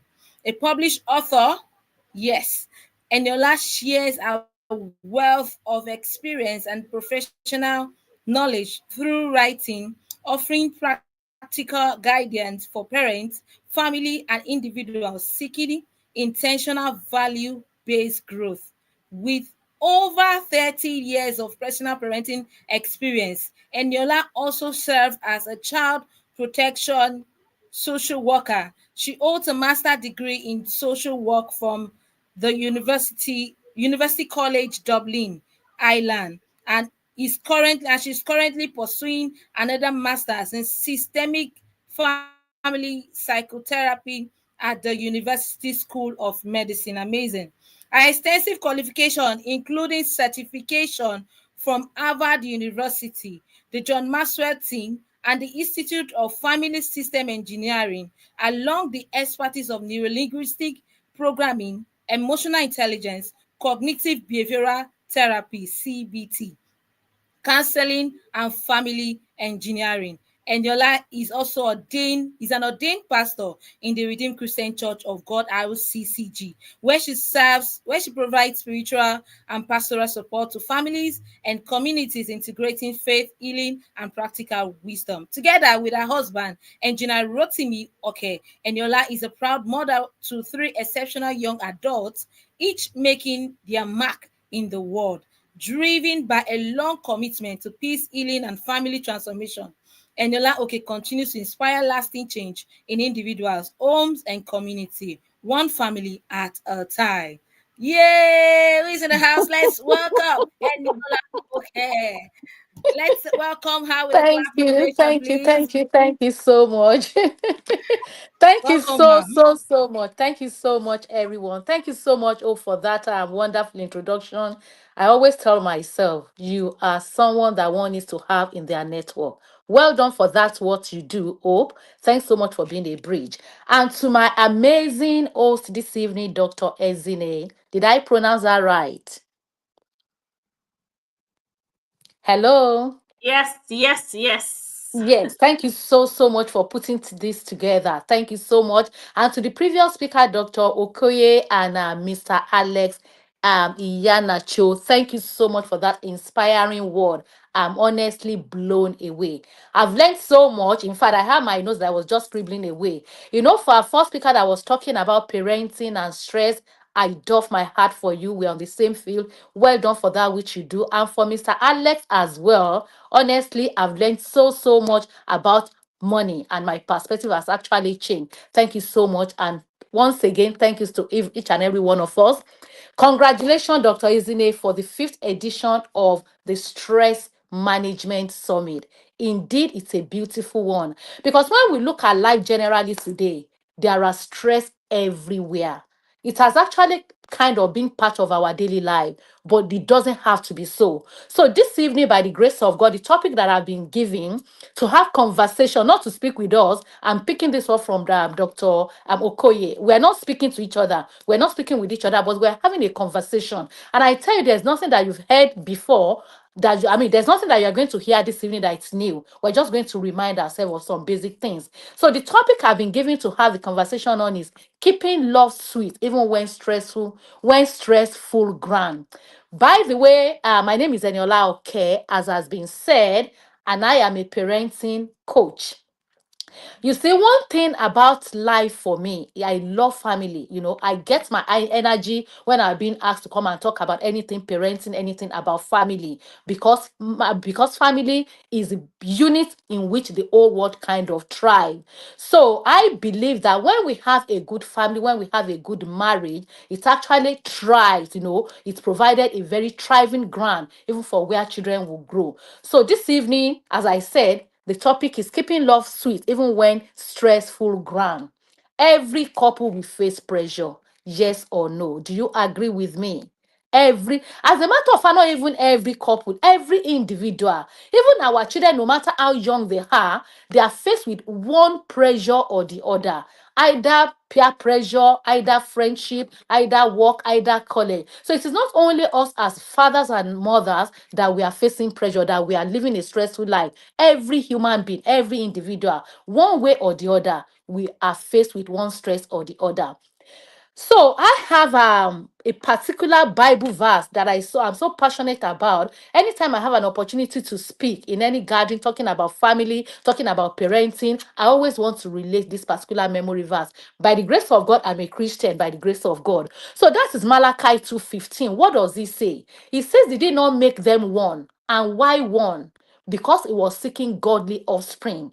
I'm going to the later part, which was talking about seeking godly offspring. Yes, I'm not preaching, it is not a sermon, but I want to lay a biblical foundation for what family is. Because mind you, we're talking about stress and how stress is affecting parents, how stress is affecting family. So he has, he created a man and a woman to come together for their union because he was seeking godly offspring. He was not seeking a beautiful child, not an handsome child, but a godly offspring, children that fear the Lord, children that honors the Lord. And how can this be possible? It is possible only if we can find a way to control our stress in such a way that it will not impact on the children that we have brought into this world. I said we brought them into this world. They didn't ask us to bring them. We brought them, and we should have a responsibility to take care of them amicably and to ensure that they thrive appropriately. So thriving marriages create the nurturing ground for godly old children, as I explained earlier on. Sorry, can you move the slide to the next slide, please? So the first thing that we're going to do, I'm started with the introduction part, Yes. So I will be looking at the understanding the stressful ground. What are the things that we are stressful about? What are the things that are causing us stress? The first one is financial pressure. It was a beautiful session that we had with Mr. Alex there, talking to us about money, how we can actually use money as a tool, how we don't have to enslave ourselves with money. It was a beautiful session. But when we look at it critically these days, generally speaking, most people are financially stressed. And this stress, we're actually getting it even in our relationship. It's impacting on our connecting with our children, even connecting with each other as spouses. And one thing I always tell myself, for the mere fact that we are adults in our own right, for the mere fact that we pay the bills, for the mere fact that we pay the mortgage or whatever finances that we are going through, does not mean that our children are not going through one thing or the other. We need to respect and we need to ensure that no matter what financial pressure that we are going through, we need to ensure in control it appropriately so that it will not affect our parenting, it will not affect our relationship with our children. So financial pressure is one of the things, but it was a beautiful session that we had with Mr. Alex. He has been able to actually delve into some matters that we need to be conscious of so that we'll be able to live a financial stress-free life. Another thing is parenting demand. There's huge parenting demand. Yes, parenting does not stop. Either you have toddlers, either you have teenagers, either you have young adults. There's always one thing about parenting. I remember people will always tell me, Eniola, congratulations, you have all your children grown up, because by the grace of God, my daughter is 30, I have 30 years old, I have 27, and I have 22. They always tell me, do you know what? You are so lucky because you don't have to go through that stress. But I always tell them, parenting comes with different challenges at every stage. I don't know what stage you are in your parenting journey, or maybe you have not even started, but one thing I want you to be sure of, there will always be a demand on your parenting. Parenting is a journey, it is not a destination. But as long as you put your hands in the hands of God, the one that has called you to kind of entrust the children into your hand, is more than capable even to see you through, no matter what parenting situation that you are passing through. So there's always stress about parenting. You are leaning into your children, they are leaning away. There's so much demand on parenting, but we do not need to allow it to stress us out. It's all about how do we manage it, how do we relate with our spouses, even talking about our parenting pattern, about our parenting style, even how do we relate with the children that we are parenting, how do we learn from our children. Because I always tell myself, my children will be one of my greatest assets. They will actually be one of the greatest people that I learn from. I learn from them in a big way. So we don't have to struggle in our parenting alone. We need to link in with our children. Let's learn from them. Let's have feedback on how we are doing. We don't have to suffer in silence. And another stress that I want to quickly talk about is career and life transition. Each and every one of us, either you are a career mom, either you're a sit-at-home mom, because I really don't say anybody, I don't say because people are sitting at home, they're not working. I tell you honestly, one of the greatest job and rewarding job is to sit at home and parent and rear your children. Yes, you might be thinking I'm not getting cash flow from it, but you see, it is an investment that you are making that is coming back to you in the future. So either you are a career mom, or either you are a mother that at least you are working and you also, you are parenting and you are still, you have still your secular job. There's always one stress or the other. Stress from our secular job is there. Is it challenges that you face in the course of your work, maybe your colleagues, or even the stress of the job itself? Yes, they are there, but we do not have to allow them to weigh us down. Another thing is life transition. Mind you, as we grow older, as our children are growing, as we are also growing, hormonal changes are there for each and every one of us. There's something that they call menopause, even when, talking about women. At a particular point in our life, we'll reach a particular time that you see there is menopause and we begin to react to hormones. We can be cranky, it comes with different things. It's really, really important to carry your family member along, whatever that you are going. It's all about communication. When you have a good connection, you're able to communicate with each other. So when you are going through your hormonal changes, let them know, carry them along. It's really, really important, because if that is not done properly and in a very good way, it could stress you out and it could actually stress the children. Stress the children as well. Then another stressful thing that I quickly want to mention is the loss, illness, or extended family issues. No matter what it is, no one is no one is in isolation.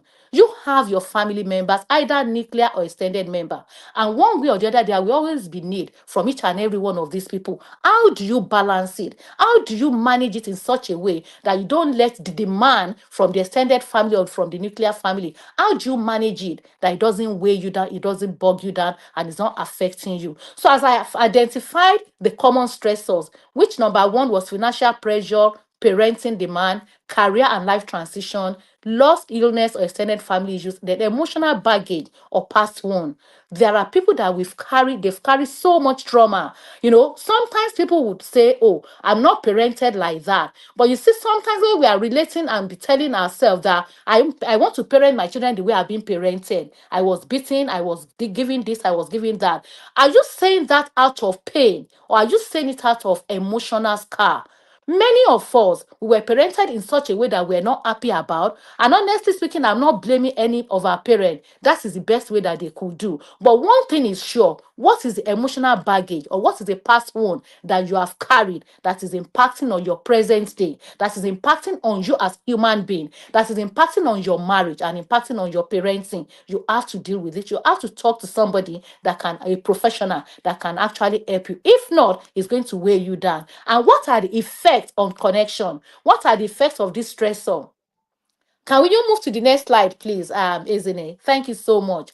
So one of the effects is miscommunication or silence. When you are going through all these stressors, some of the identified stressors that I mentioned, it could affect you emotionally. You can become distant even to your relative. You can become distant to your spouse, even to your children as well. And when there is no emotional connection, there's no way you can forge as a family. It's going to impact on your relationship. Then there's also increased conflict or irritability. When you have all these stressors, you become very irritable. When your children comes, even when they want to tell you something, you kind of push them away because of the stress, either stress from work, stress from finances, from emotional baggage. And that is why it is really, really important, because when we look at the effect on our connection, when we look at the effect of this stress on us personally, it is not a good thing. And that is why it has to be managed appropriately. Then you are not alone. That is one thing that I quickly want to establish here. Pressure is part of life, but how we handle it as a couple determines the fruit of it determines what fruit our marriage bears. You are not alone. I want us to get that clearly. No matter what pressure that you are going through at this stage of your life, either with your teenage children, either with your toddler, either with your young adult, you are not alone. Pressure is part of life, but how do we handle it? That is what determines the marriage that it bears. Number one, talking about how we manage it. I want us to remember that your marriage is not just about you. Your marriage is not just about you, it is a ministry and a legacy. Marriage is something that God has ordained. God has not ordained marriage to stress us out. How do you relate with your spouses? How do you settle conflict? How do you manage? How do you handle conflict in your marriage that it doesn't impact on your relationship, that it doesn't affect you and your spouse in a negative way, that doesn't impact on the children that you are bringing up? How do we manage that? God has a purpose for your union beyond comfort. There is a purpose for a man and a woman coming together. There is a reason for that. It is not an accident. So I want to encourage each and every one of us this evening, no matter what pressure that you are going through in your marriage or in your parenting, know that there's a purpose. No matter what the situation is, there's always a light at the end of the tunnel. Another thing that I quickly want to let us know, marriage is a covenant. It is not a contract. Yes, we signed our names out on your wedding day, on your marriage day. You sign a document, you sign the register, but it is not as if you are signing it as a contract. It is a covenant that must not be broken. And I want to believe that each and every one of us, I want to believe that most of us that we are here on this platform, we are Christian and we know what covenant is all about. A covenant is something that you agree with both of yourself, either for better or for worse. That is what marriage is all about. And when you see marriage as a covenant, you will realize that love is rooted in covenant. You will see stress as a shared battle. When you see marriage as a covenant, you will see that stress is a shared battle. It's a common battle that is facing you, the two of you in that relationship. It's not a personal trait. And that's why it's really, really important. Come together. Join your forces together to attack this particular issue that is facing you. Do not see it as a threat against your marriage or to bring you separate. We are on the same team, fighting the same enemy, not each other. When couple begins to see themselves that they are fighting a common enemy, which is stress, life becomes better. Do not take it personal. No matter what stress that you are going through, be open about it. Have a conversation, discuss with each other, and you begin to see changes in your relationship. Another thing that I want to quickly say about the mindset regarding marriage, it's an unconditional love as a bedrock. And there's grace, patience, and forgiveness as practical ways to stay emotionally safe. For you to stay emotionally safe in your marriage, in your relationship, you need to have the act of forgiveness. Yes, we offend each other. There will be challenges, there will be issues of life, but it is important to be able to forgive each other as a practical ways to stay emotionally stay safe with each other. Now, the practical strategies for connection. How do you connect? How do you connect? Yes, there's stress all over. It's part of life. It's part of our daily life. But how do you stay connected that you don't allow this stress to kind of draw you apart? The first thing that I quickly want to talk about is daily micro connection. You can give 5 minutes at check daily. How are you really doing today? It doesn't cost you anything. Asking your spouse, how are you doing today? How is everything? Check in with yourself. Have a conversation. Relate with each other. Because if you are living issues not unresolved, it's going to actually bring a crack in your relationship. And when there's a crack, things begin to fall apart. But when you fall into the habit of having a 5 minute heart check on a daily basis, it goes a long way.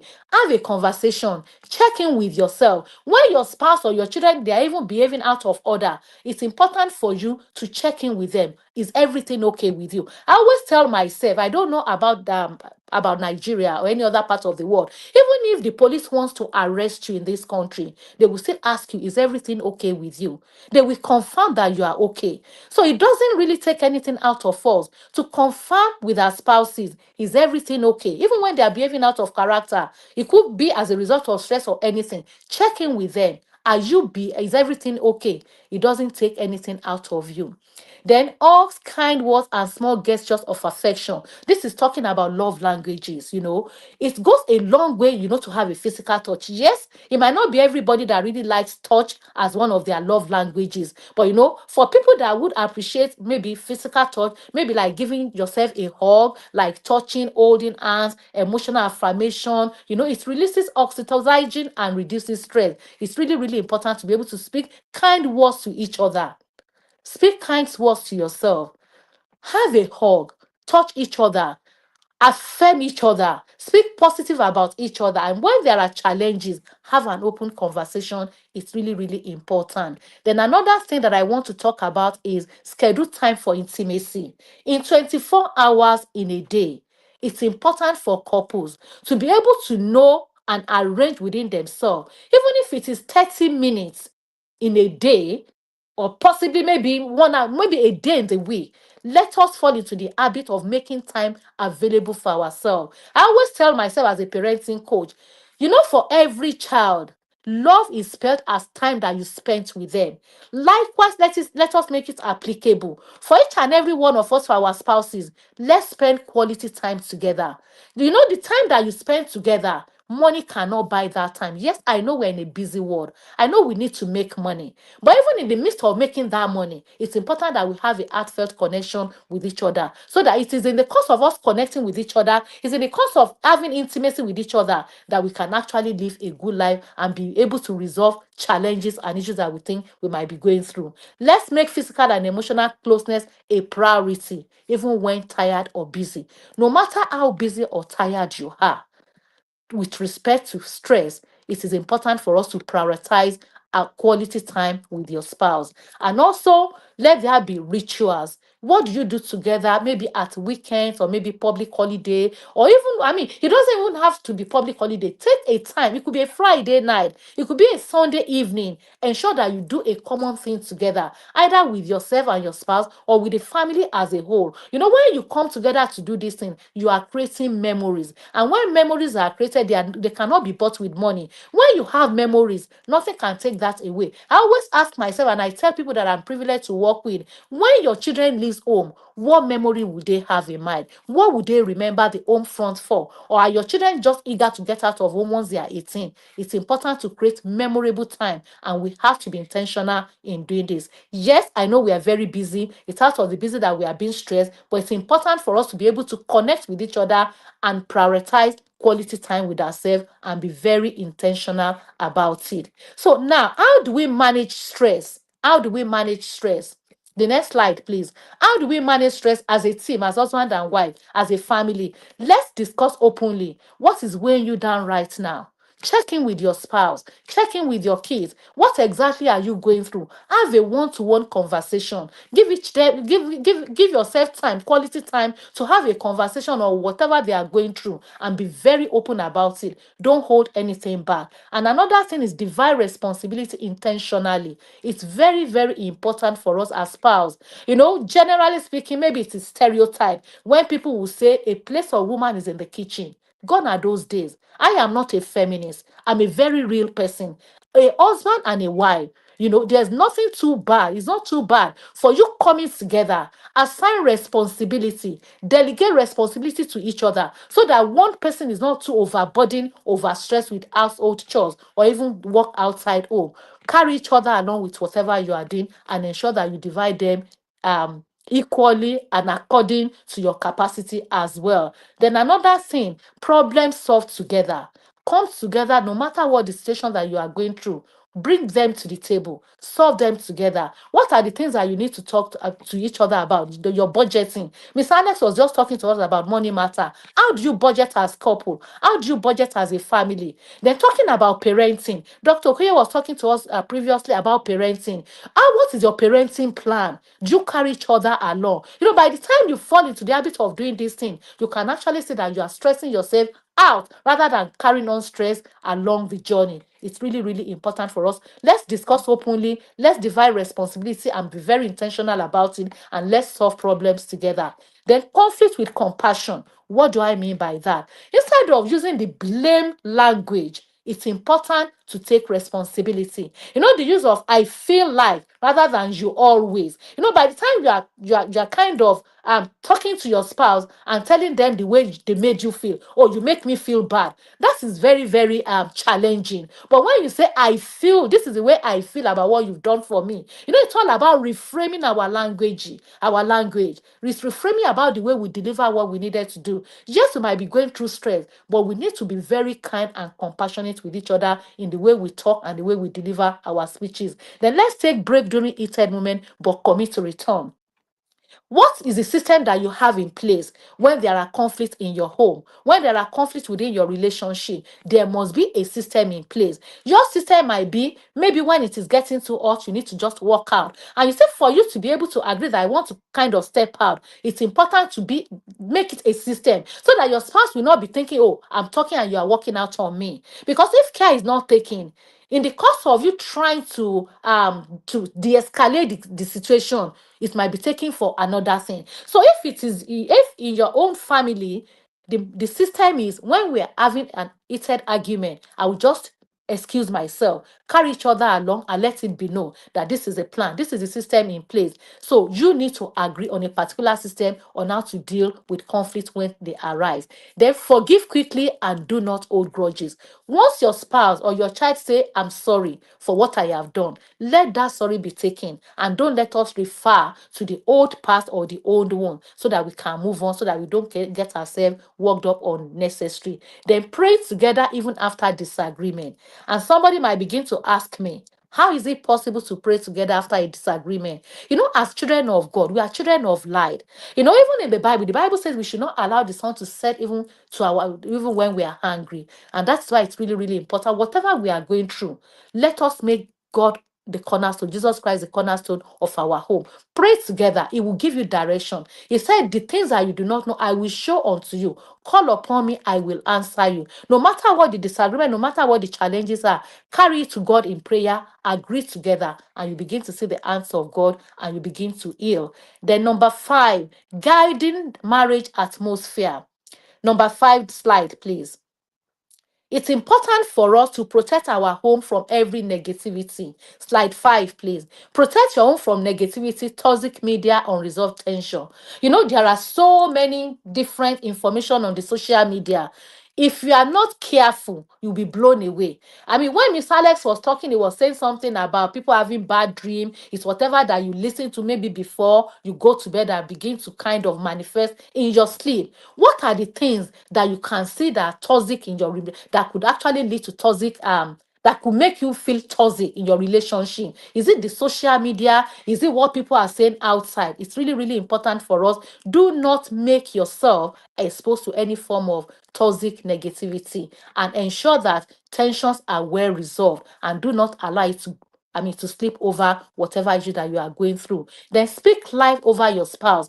There is power in our tongue. There is power of word in our tongue. Whatever we say, we have the right thing to decree a thing until it shall come to pass. Speak life over your spouse. Make affirmation, appreciate them, and give them encouragement as well. Even if they are not doing well, even if they are not performing to your expectation, you can still be very kind in your word. Affirm them, appreciate them, and encourage them, and you begin to see the changes. Then let us keep Christ as the center. Jesus Christ is the glue when pressure tries to pull you apart. And I say that carefully. Pressures are there, they are part of life. But when this happens, let us ensure that we make the Lord Jesus Christ as the center in our home, so that when pressure tries to pull you apart, it is the glue that holds you together. It's really, really important. Then love that builds generation. Initially when I at the start of this conversation, I mentioned that our marriage is a ministry and is also a legacy. Looking at it as a legacy, what your children see in your love becomes their definition of love. What your children see in your love, it becomes the definition of your love. The way you relate with each other as husband and wife, as mommy and daddy, we are role models to our children. How did they see us resolving conflict? How did they see us relating with ourselves? How did they see us even supporting each other in the house chores? Or do they see mommy and daddy arguing, shouting and screaming at each other? How did they see you supporting each other in everything that you do? We are leaving legacy for them. We are the product, we are we would be the mirror that they look at. What are they seeing in you? When they look at your relationship between their dad and their mom, between dad and mom, would they desire the kind of marriage and relationship that you have? Begin to ask yourself that question. Then your response to pressure becomes their template for resilience. The way you react to pressure, your children will follow suit. So it's really, really important. Legacy is built not in his, but in how we love under pressure. How do you love under pressure? How do you deal with pressure? How do you deal with stress? God of heaven will help us in Jesus' name. And in closing, don't wait for the stress to stop. Choose to keep love sweet in the midst of it. Encourage yourself. And as long as you keep on encouraging yourself, you are communicating. Communication is key. When when you are communicating, when you stay connected, communication will flow easily. Honestly, I always tell myself, when we are looking at love, love, love, it's all about understanding and the way we relate with each other. There is more to loving each other when we understand each other better. So for us to be able to kind of live calm, even in the presence of stress, it's really, really important for us to have a deep understanding of each other and be very intentional in our relationship. Thank you very much. Thank you so, so much for that. Wow. How to keep love sweet, even in the midst of pressure, stress, kata kata. Please, let's take your questions. Thank you so much for that. And with your wealth of experience, I don't think we should, let me say, as in, it's very, very interesting to see someone that has a lived experience over just theories. So what you've said is something that has worked for you, and Yeah. these are tested stuff. It's not like you're just coming to share another theory. This is what you should do when you're stressed, especially that part of intimacy, hugging one another is well in some marriages these days. May God help us. Amen. You can God, actually struggle. You might be thinking that, okay, we are stressed. How is it possible for me to hug or to stress? It's all about understanding, because what will it cost you? It's rather said than done. I know we are really, really stressed. I know life is a pressure. But honestly speaking, we need to begin to differentiate. Who am I? hmm, Define yourself. Separate the pressure. Separate the stress from who you are. And separate that from your spouse as well. hmm, wow. Have you got any question? This is an important time to take to ask a question.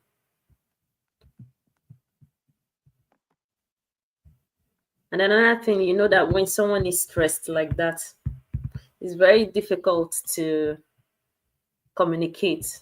Mhm. Like some people, when they are that stressed, they get so irritable. Yeah. Okay.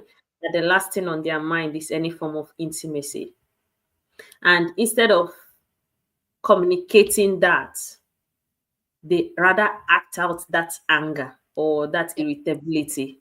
Yeah. Yeah. And then the Yeah. partner will see it as, oh, what have I done? Maybe they are no longer interested in me or they don't find me attractive. And Yeah. before you know it, Yeah.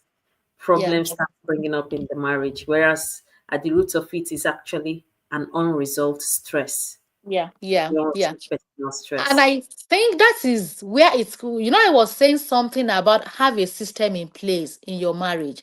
What are your values? I don't want to go into the value because I know the previous speaker spoke about it. But I want to quickly emphasize on system. Put a system in place in your marriage, in your home. For everything to actually go smooth free, there must be a system in place. And what do I mean by system in place? It's just like me. I always tell my children anytime I come in and I just say, do you know what? I've had a very terrible day at work today. If you see me withdrawing or if you see me being cranky, it's not you.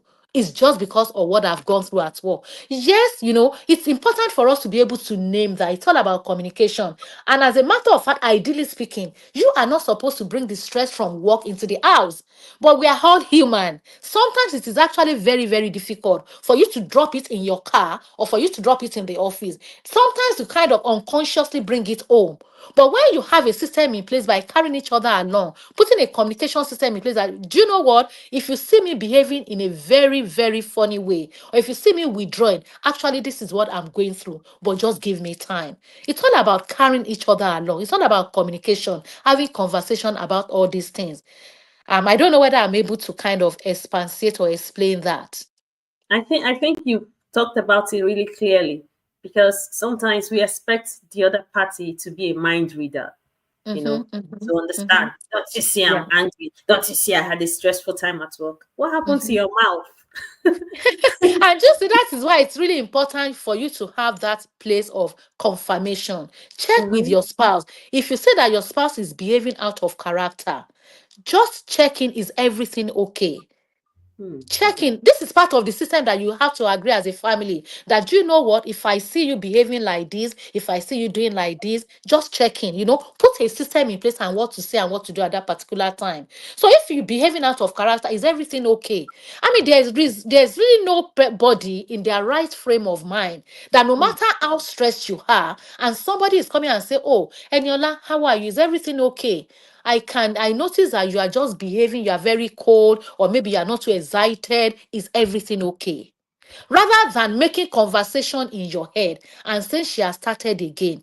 Am I the only one? Is this, most times we are very judgmental. We jump Yeah. into conclusion by making conversation in our head, particularly for us women. And I'm not being biased here. When something happened, we are quick to jump into conclusion.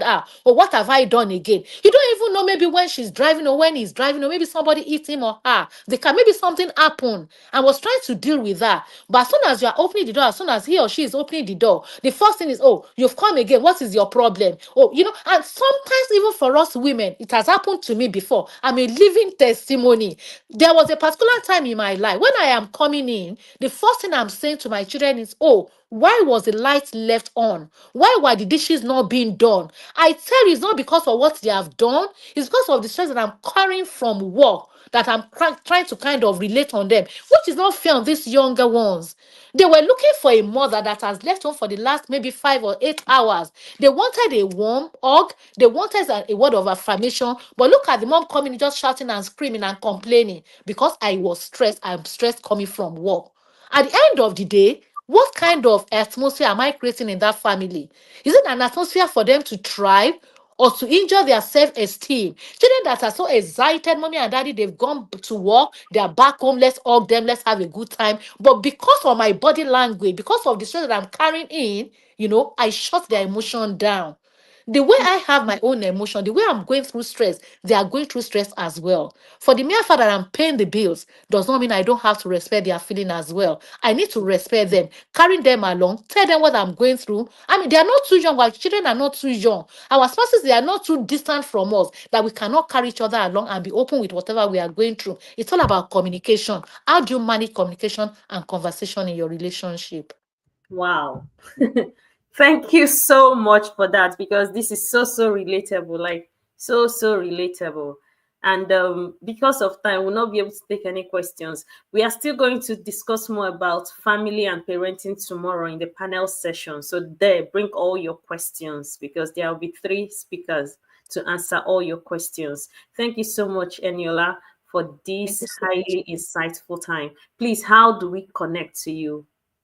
How do we get to All you? right. Yeah, my name is Eniola Oke, as you have seen, and my Instagram handle is Oke Eniola Ariola. That is Okeniola Arinola Arinola. Oke Eniola Ariola Okay. on And Instagram. we'll also share this to the Yeah, platform. and my WhatsApp number is 00353 00353 86 804 5774 00353 Mhm. 86 804 5774. 0035386. 804 5774. You can reach me on WhatsApp through that number.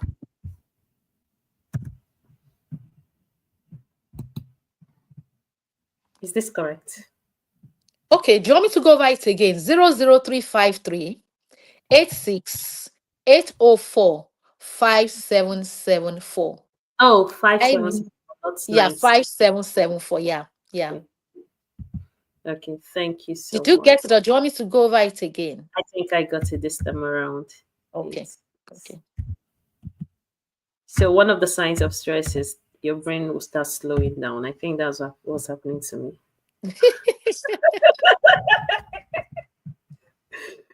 You Okay. know, when you are stressed, you No might be worries. driving, you might want to brake and you just accelerate. I'm sure that you all got the correct one. Let me just stop so that I don't embarrass myself. 00353 86 804 5774.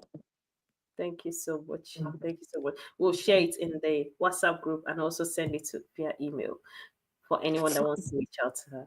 Thank you so much for your time. We really appreciate You're welcome. it. Thank you. Oh, we should have gone on a break now. And oh dear, I'm really sorry.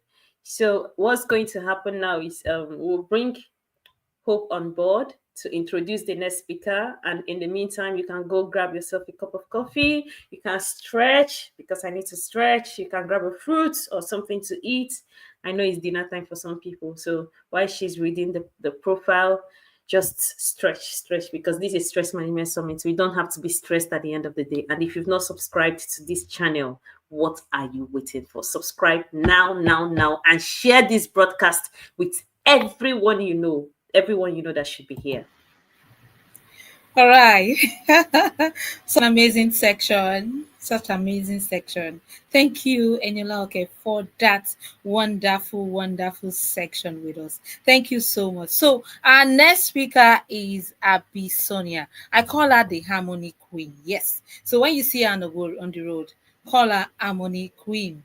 All right, so Abisonia Ebenezer Bamigbayo, a multifaceted professional with with a commitment to positive transformation, a distinguished professional dedicated to facilitating positive change in individuals' lives through counseling, coaching, mentoring, public speaking, writing, and the application of positive psychology principles, neuro linguistic programming, emotional freedom techniques, and matrix reprints and family system engineering. What a rich bio. With over a decade of experience in educational environment, Abisonia holds a Master of Science in Counseling and Positive Psychology, as well as postgraduate degree in Teaching and Learning from Manchester Metropolitan University, which has contributed to her expertise in her field. She is also a member of British Association of Counseling and Psychotherapy, National Council of Integration, psychotherapists here, psychotherapist. So let's welcome Abis Sonia. I call her the Harmony Queen, of course. Like I always say, she's the Harmony Queen. Welcome. Welcome. Welcome, ma'am. Please I unmute was your mic. talking. Yes, yes, Okay. yes, yes. I was speaking to you, and then I realized that I think I've muted myself. Thank you so Okay, much for great. sure. Thank you, thank you, thank you very much. Right, okay.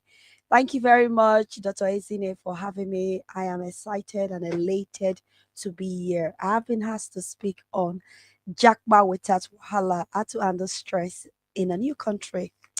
Now, I'm a storyteller.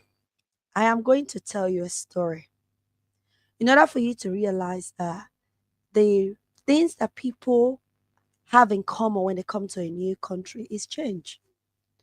And with change come stress. It might be you stress, especially if it's a temporary change.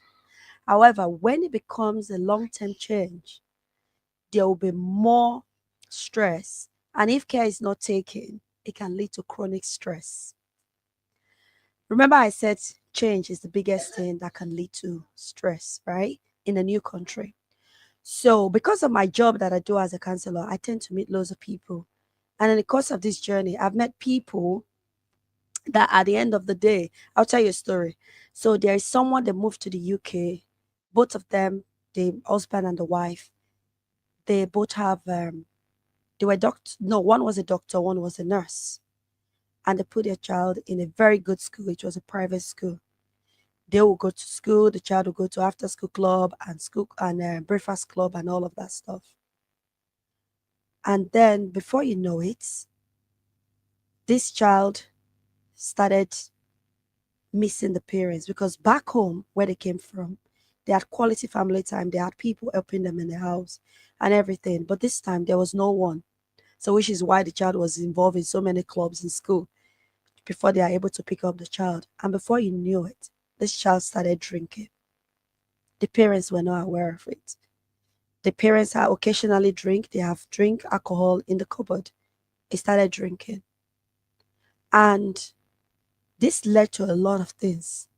It led to a lot of things whereby this child started acting funny, started being rude, just different. They couldn't tell what was going on. It was after they paid closer attention to this child, to counseling, the doctors and everything. They found out that this child had become addicted to drinking and was also um was taken to smoking as well. The only thing these people did was to come here for a better life. They thought putting the child in a good school, engaging the child with so many activities was enough for this child.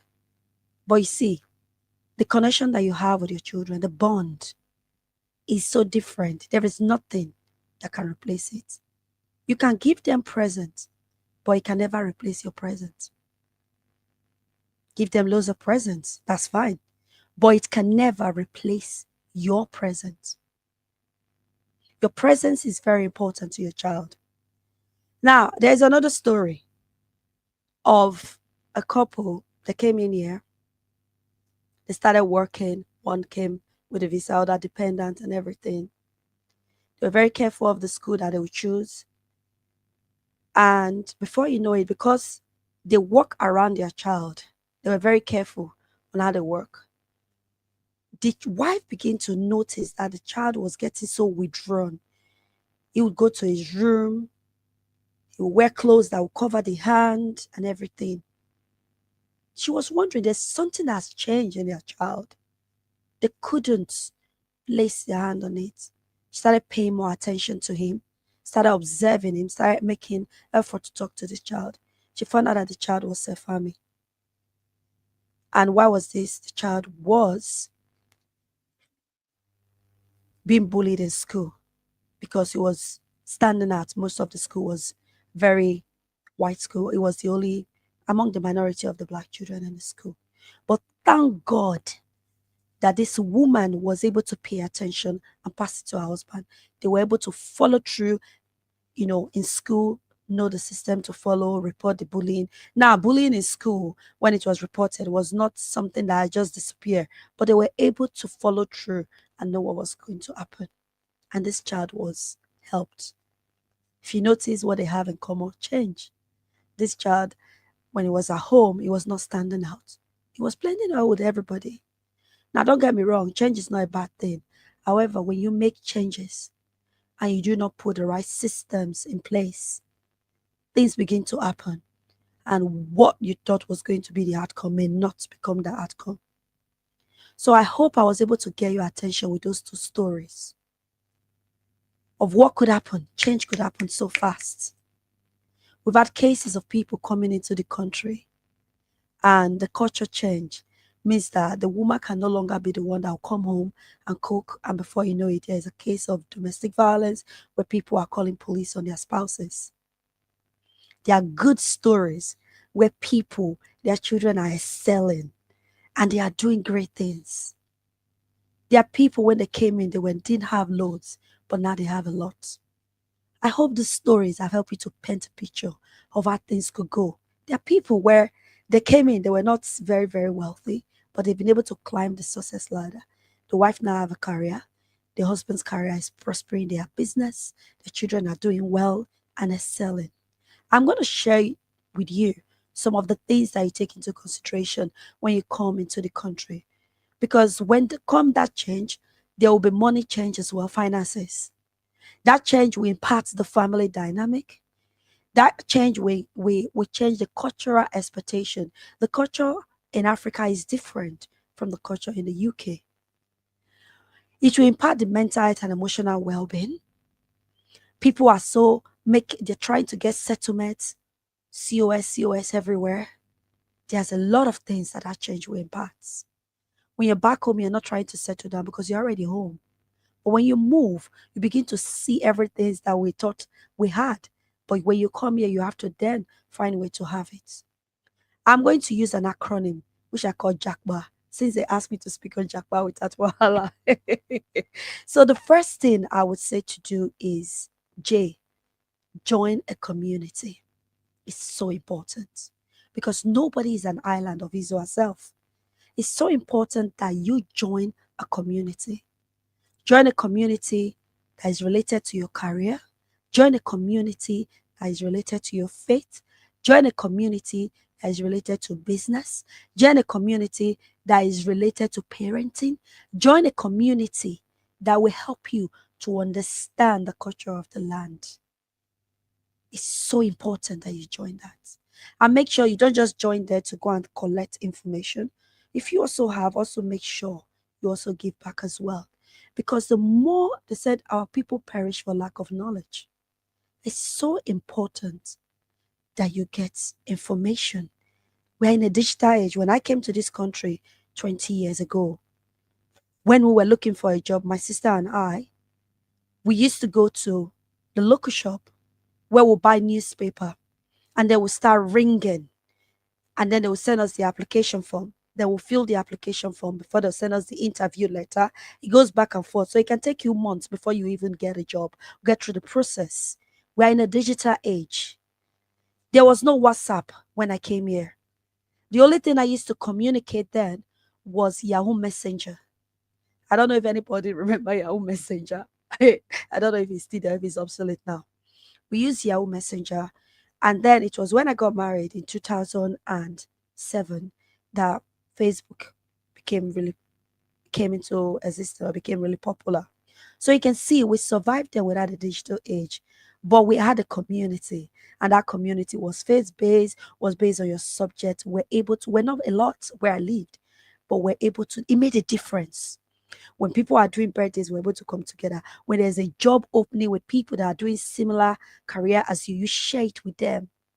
You share it with them. When you see them, you share it with them in your faith organization where you meet. Maybe you're a Christian, you're a Muslim, whatever religion you belong to. And before you knew it, we all started growing. So you need to join a community. It's so important. You need that to build that connection because it's one of the 5 keys of well-being. You need to connect with people. The fact that you're no longer in Africa doesn't mean you're not going to still ring people. I remember I used to get calling card and just ring home. Ringing home, it bring that connection. It helped to ground me when things were frustrating and overwhelming me. There was a day I went to Morris's for shopping. That was my last £20. My last £20 before payday. And then as I carried the basket, I had bags with me. I didn't realize that my £20 had dropped. I got to the till, started scanning. And then when it was time to pay, they said payment. I checked my hand, there was no money. I cried. I cried. I said, oh, this is it. I cried. But luckily, someone paid for me. I remember as I was going home, I called my mom. I was crying, I'm coming back home. She was like, it's okay, my daughter. Don't worry, be okay. At least someone helped you. I cried. You see that connection with back home? It helped to ground me. It helped me to realize that, don't worry, it's just a phase. You'll be all right. So when you're going through stress, there's something connection does for you. It helps you to have good laugh. It helps you to remember the good old days. And in positive psychology, we call it savoring. You begin to savor the good old days. And it helps you to remind you of who you are and who you are not. And know that this is a temporary situation. There's so many cases of depression, anxiety that you don't even want to know. You don't even know they have of it. So please join a community that will keep you informed, that you'll be with like-minded people. Now, A is to align with your purpose. When you come here, know why you are here. Don't get carried away with the things that people are doing because you are different. We are all unique. We might be on this journey called life together, but what makes you happy is not what makes me happy. Your purpose is not my purpose. So it's so important that you align with your purpose and your goal and make sure it is, if you are in a family or we are going out with someone, whichever your situation, make sure it aligns with the dynamic of how you are functioning. That purpose will help you to make the right decision. I remember then there were loads of people that went into all sort of things when we came. But because I had a goal and a purpose, I knew there were certain things I cannot do. There were certain places I cannot be because I knew where I was going. I couldn't afford to be in the wrong place and then get a criminal record. I know I couldn't do it because that would be it. There will be certain job I will not be able to do. There are certain places you will never catch me. There are certain places I cannot be. Not because I'm better than them, not because I'm religious than them, not because I'm holier than them, but because of my purpose. I cannot be there. What is your purpose? Make your decisions around that. If you know your purpose, the fact that all of you go here together, a lot of people use that word, my mate has done that. Some of your mates are also dead. Are you going to join them in the grave because they were your mates? So while you're saying your mate is driving SUV, so also remember there are some mates that are not here. We may be age mates, but we are not grace mates. So it's so important that you know who you are and who you are not and work in alignment with your purpose. You might have come the same time as someone, and now they have SUV, and now they have a mortgage, and now they have a good job. Don't measure, don't compare, because You're all different. There are many routes to a destination. And there are times and seasons. If you know there are times and seasons, there is the summertime, there is the autumn time, there is the winter time, there is the springtime. If you dress the way you would dress in the wintertime and the summertime, you end up with heat rashes. Align with your purpose is so important. When you align with your purpose, you will know exactly how to then measure it by your own standard, not because of any other person's standard. I remember there was a time I used to do loads of jobs because that was my purpose. That was the time, because that purpose, I needed it. I needed finances. And there are jobs that I will see, I cannot apply for it. But when I was a single person, I would have applied for that job. But now I have other people to consider. When you are here, please, we all need money. I beg of you. Do not put your children as last in your priority. There's a parable in my language. It said, when the fish is dry, you can no longer mold it. If you do, you'll break it. Let's be wise. There are things that money cannot buy.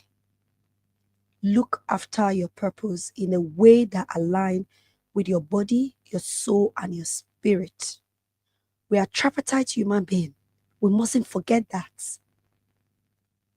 So when you are making that alignment with your goals, make sure it goes with your spirit. It nourishes your body, your soul, and your spirit. And then the next one is P.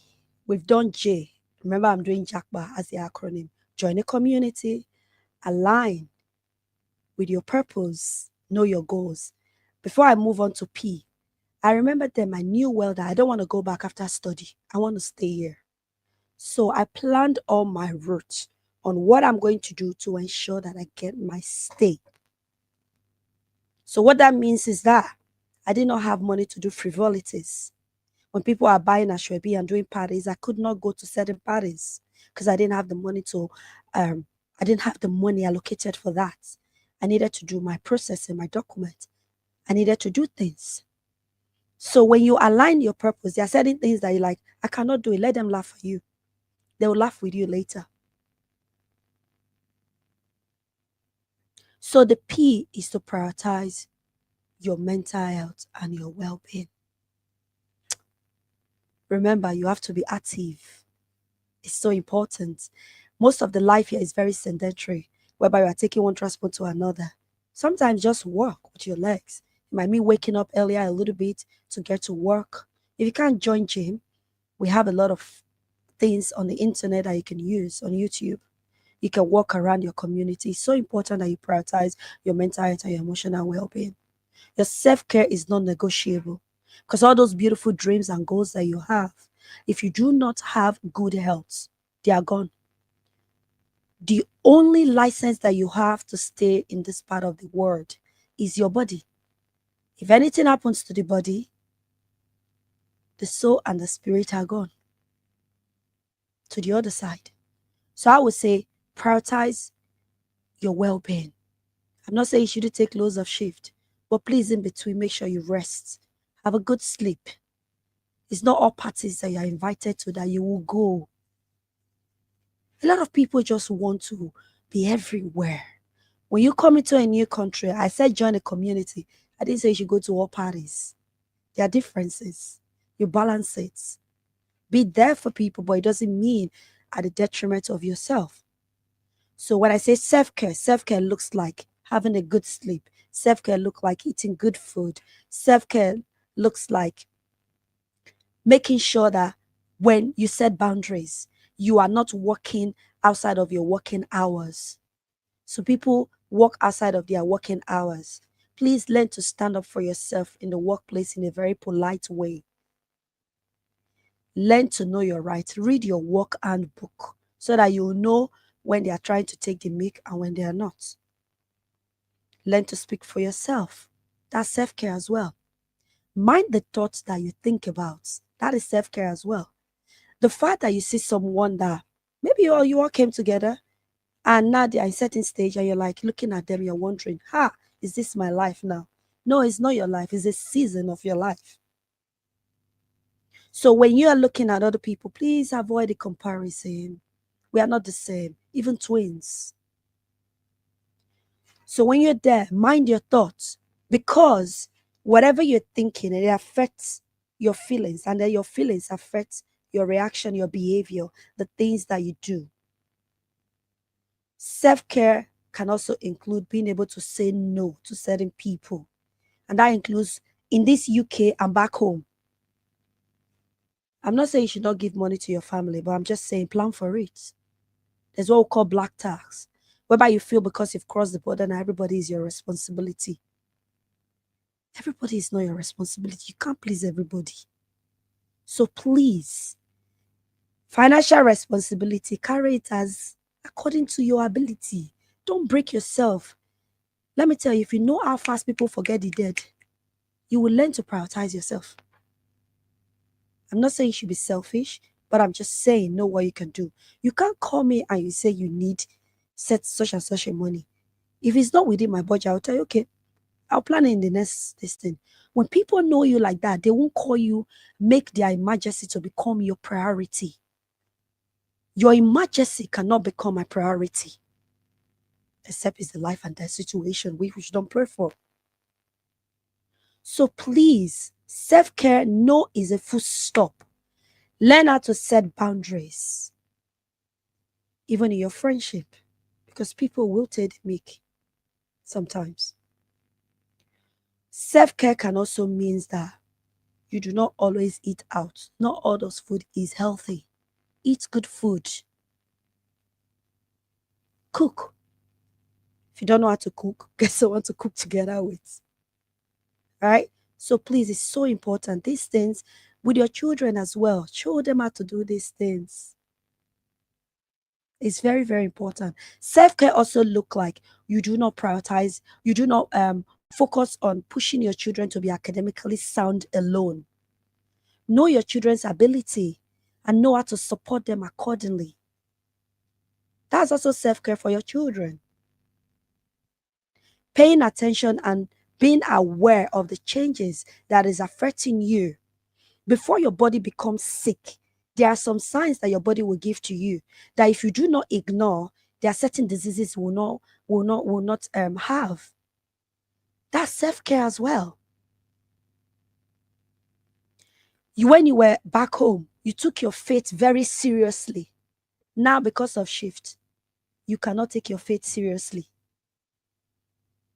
You only remember your creator when they are fighting you at work, or maybe when something is happening that you don't like.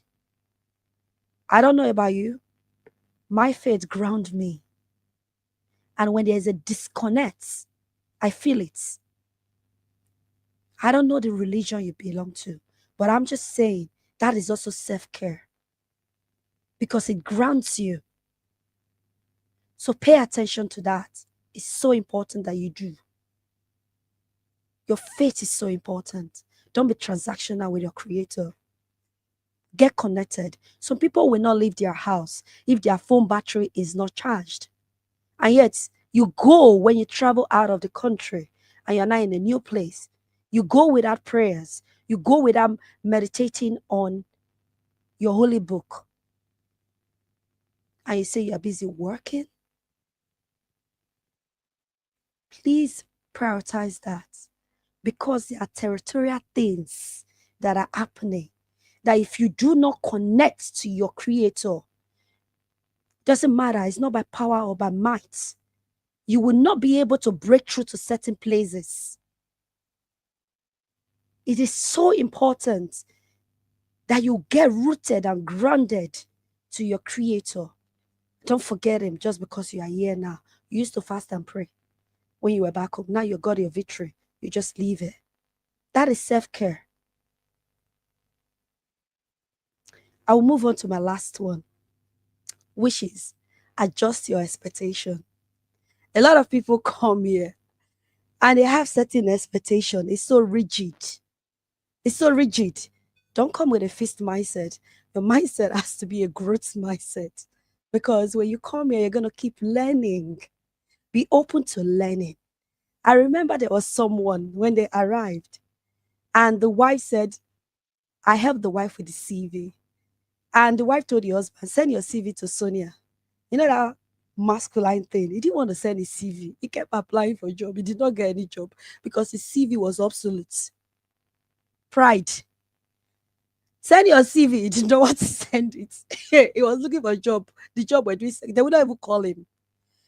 You need to be open to learning. Be a sponge. Open to learn. Keep learning. It's part of the 5 keys to well-being. So when you adjust your expectation, is aligned to your purpose, you are in the right community, and you open yourself to learning, it becomes a beautiful thing for you. When you know that, okay, this thing did not work out here, what are all the lessons I can get for this not working out, so that I can adjust my expectation and then find a better way, or who is good at this that can help me. So adjust your expectation. The fact that they said grammar school is the best school for children doesn't mean all your children have to go to grammar school. There are good schools as well, apart from grammar schools. Apart from private schools, there are good schools as well. Your children can go there. What your children need is connection, so you'll be able to correct them. What your spouse needs, adjust your expectation, is to know that you are not in the UK. A woman do not have to be in the kitchen. When you come from work on time, cook, sir. Teach your children how to cook as well, so that they don't wait for mommy to do everything. Adjust your expectation. The way we used to do it back home is not the way we do it here. If not, mommy is not going to be around for a long time. So please, let's look after one another. Adjust your expectation. Back home, they said your money is our money. My money is my money. It doesn't work in the UK. Yes, it doesn't work. We all have to bring our resources together. Please don't kill that man, expect him to pay everything. Support him, my sister. Support him. Adjust your expectation.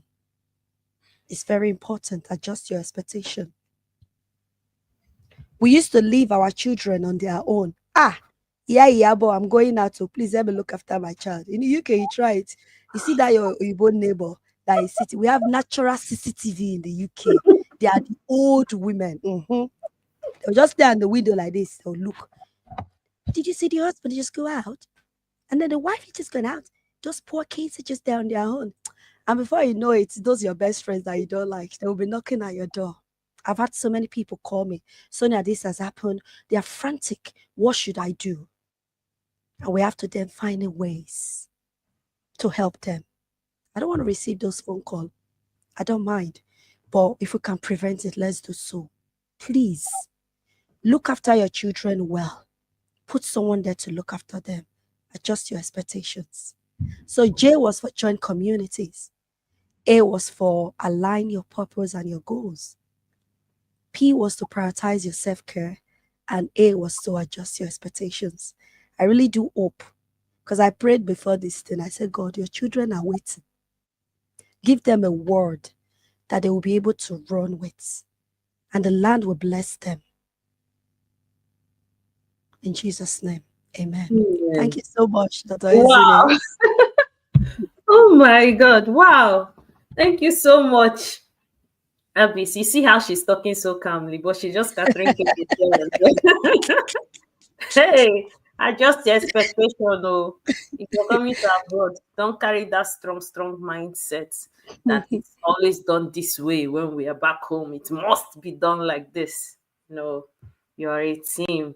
You and your wife or Absolutely. your husband, you're a team. So this is Even time the you. children as well. They're part of that team. Yes. I have to bring them along so they will understand.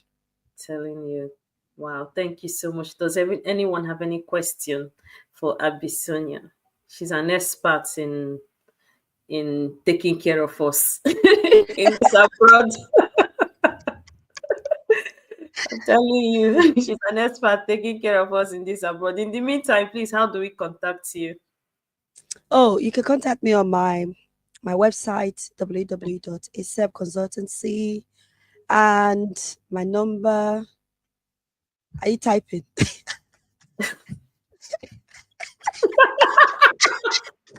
Enough of embarrassing my. No, no, no. We have to laugh over this. If we don't laugh, we're gonna cry. So let's laugh. You laugh. It's okay. Oh my good Lord. So the WhatsApp number is 077 Uh-huh. 23 Mm-hmm. 44 Mm-hmm. 63 Mm-hmm. 68. 6, 8. Okay. I'm just gonna And put. my social media handle is at Abiasonia on Instagram, at Abiasonia on Facebook, at Abiasonia on YouTube. So, and yeah, the podcast is Authentic Thriving Podcast.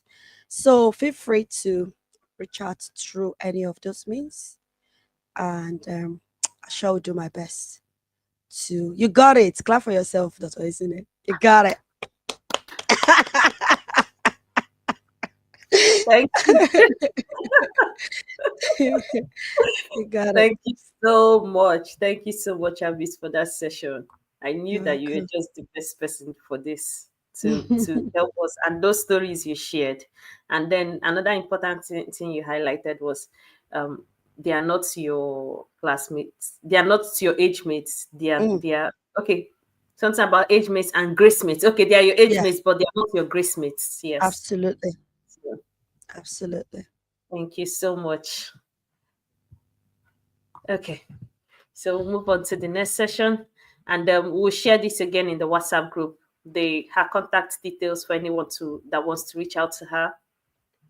We'll share her details again in the WhatsApp group. Okay. Thank you. Thank you so much for having me, Dr. Izine, and well All done right. for all you do. Well done. Thank, You're doing thank well. Well done. you. I know how much this I know. Well Is done. well. Well done.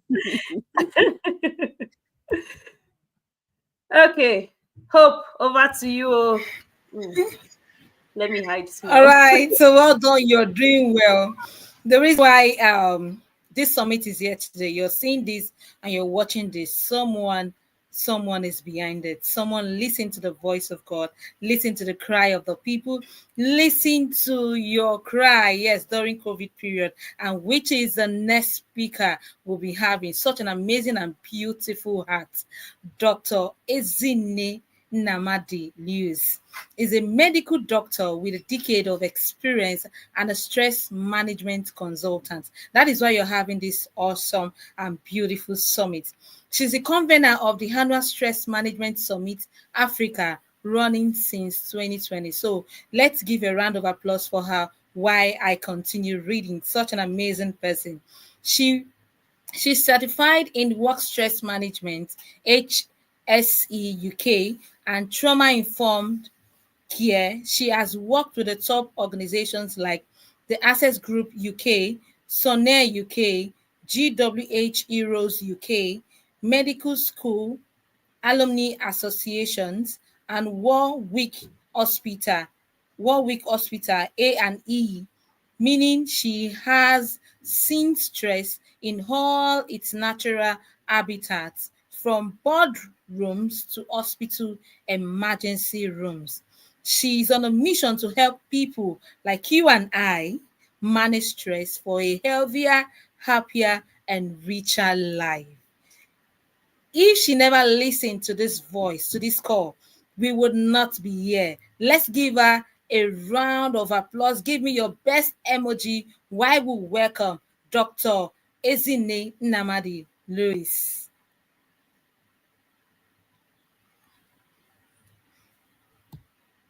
Welcome, Ah, ma'am. you can hype person. See hype.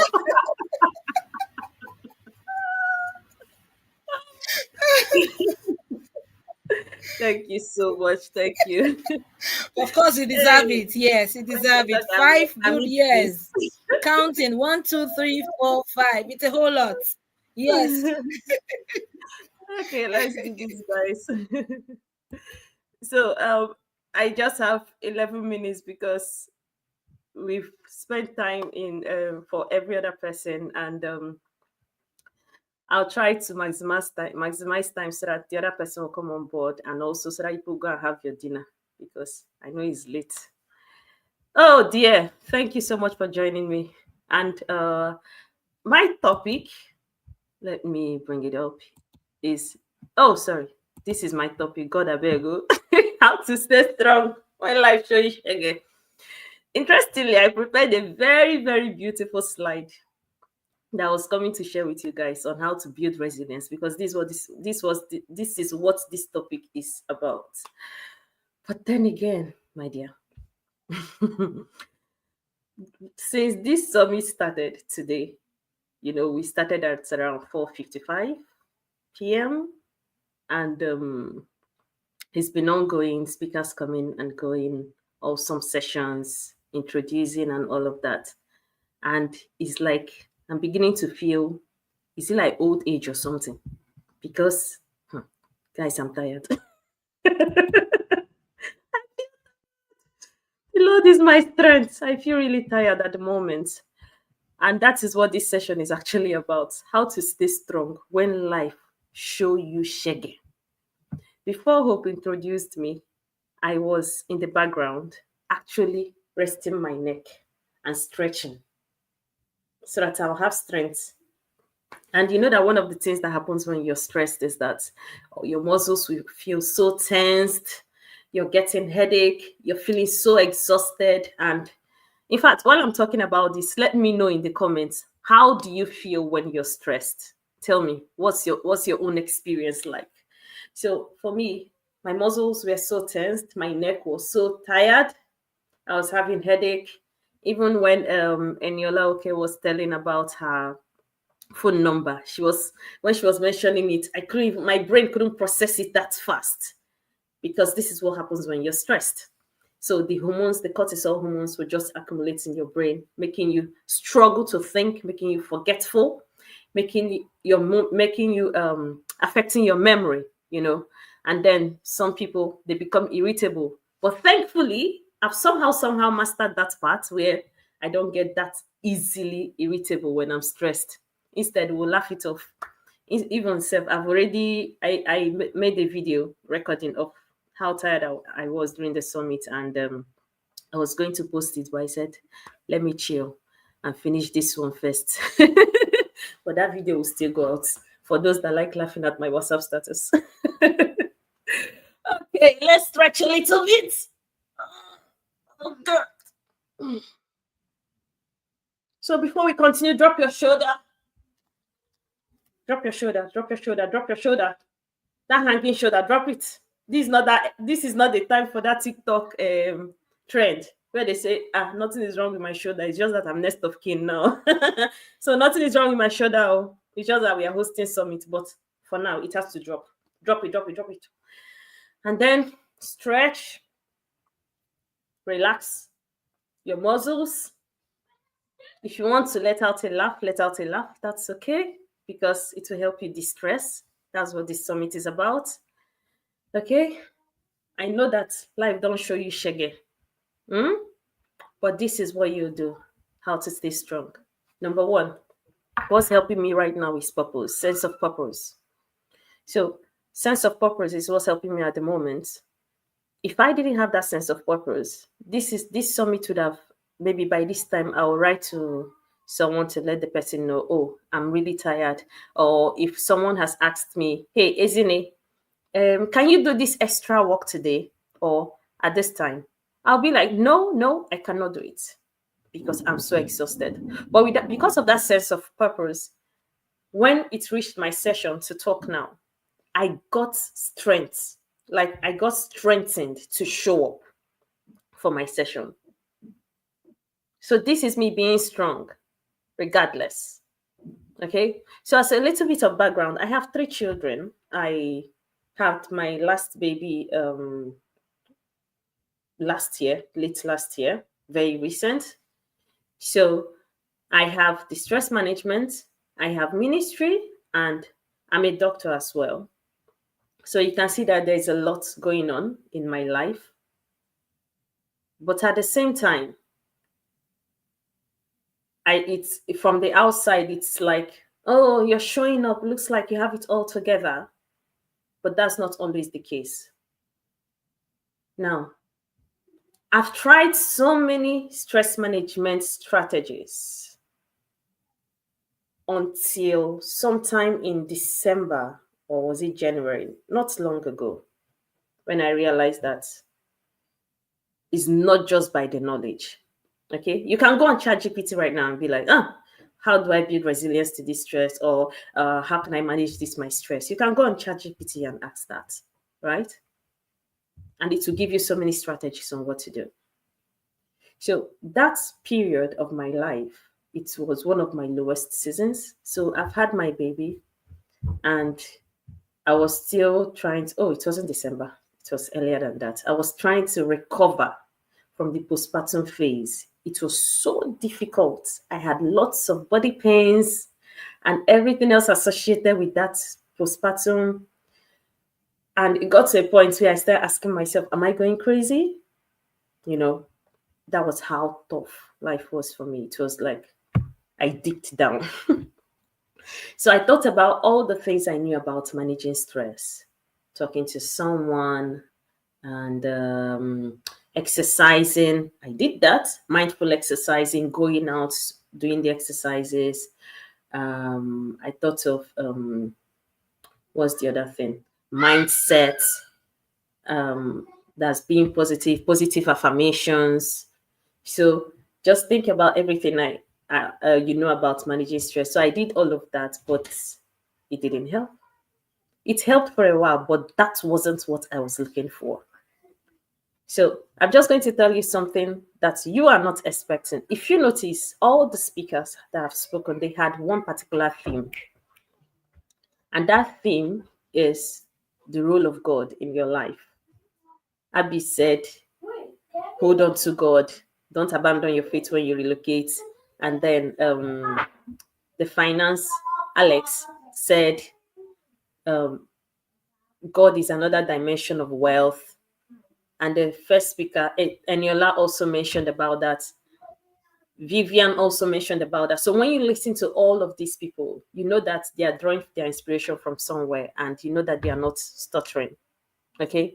So I remember that one of the days I took a walk, and on my journey that day when I was walking, it was actually to distress. So I was telling God, see, please just remove this warrior cape on me and just look at me as one of your babies, because I no won't do again. You know, so I've gotten to that point where life show me shege. I said, I no won't do again. Just look at me as one of your babies and get me through this season of my life. And interestingly, I didn't really get an answer immediately. But then there was a piece that followed, a piece that says, you've got this, a piece that says, it's just for a season, a piece that says, there's hope for the future. Okay. And that's what I'm bringing to you guys here today. Whether you like it or not, there is something that is going to get at you at one point of your life, at a particular season of your life. Okay. And we are transitioning from seasons to seasons, whether it's parenting, whether it's marriage, whether it's school, business, job, different seasons of our lives. And all of these come with their own degrees of stress. But then, how do you cope? How do you build that resilience to the point that you still bounce back and continue?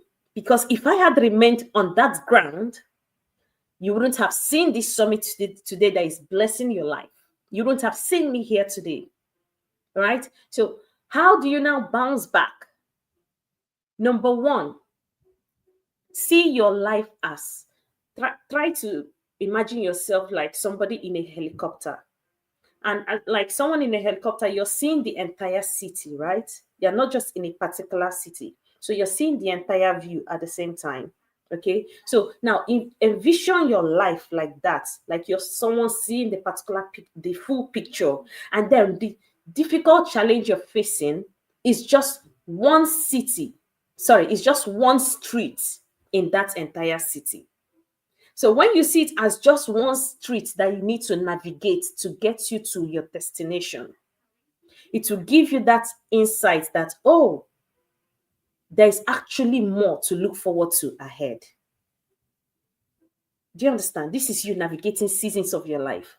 The problem with seasons of our lives is that if we focus on just what's happening at that moment in that particular season, it tends to magnify itself that this is our entire life. This is the only thing that defines us, and we are doomed because nothing is working. But on the other hand, you fail to realize that once you conquer this season, it is for the next phase that is far amazing. But you need to go through this fire. So I'm here to bring you a message of hope. I'm not here to show you, to tell you, do deep breathing or do meditation or do yoga to manage your stress. I'm here to give you a message of hope. Okay? Have something to look forward to. And then what do you do in that season where life is showing you that shege? Serve. That's the best, one of the best things I had in my career. That in your season, in your waiting season, do what waiters do, and that is serve. That is what they do. Waiters serve. So in that season, serve.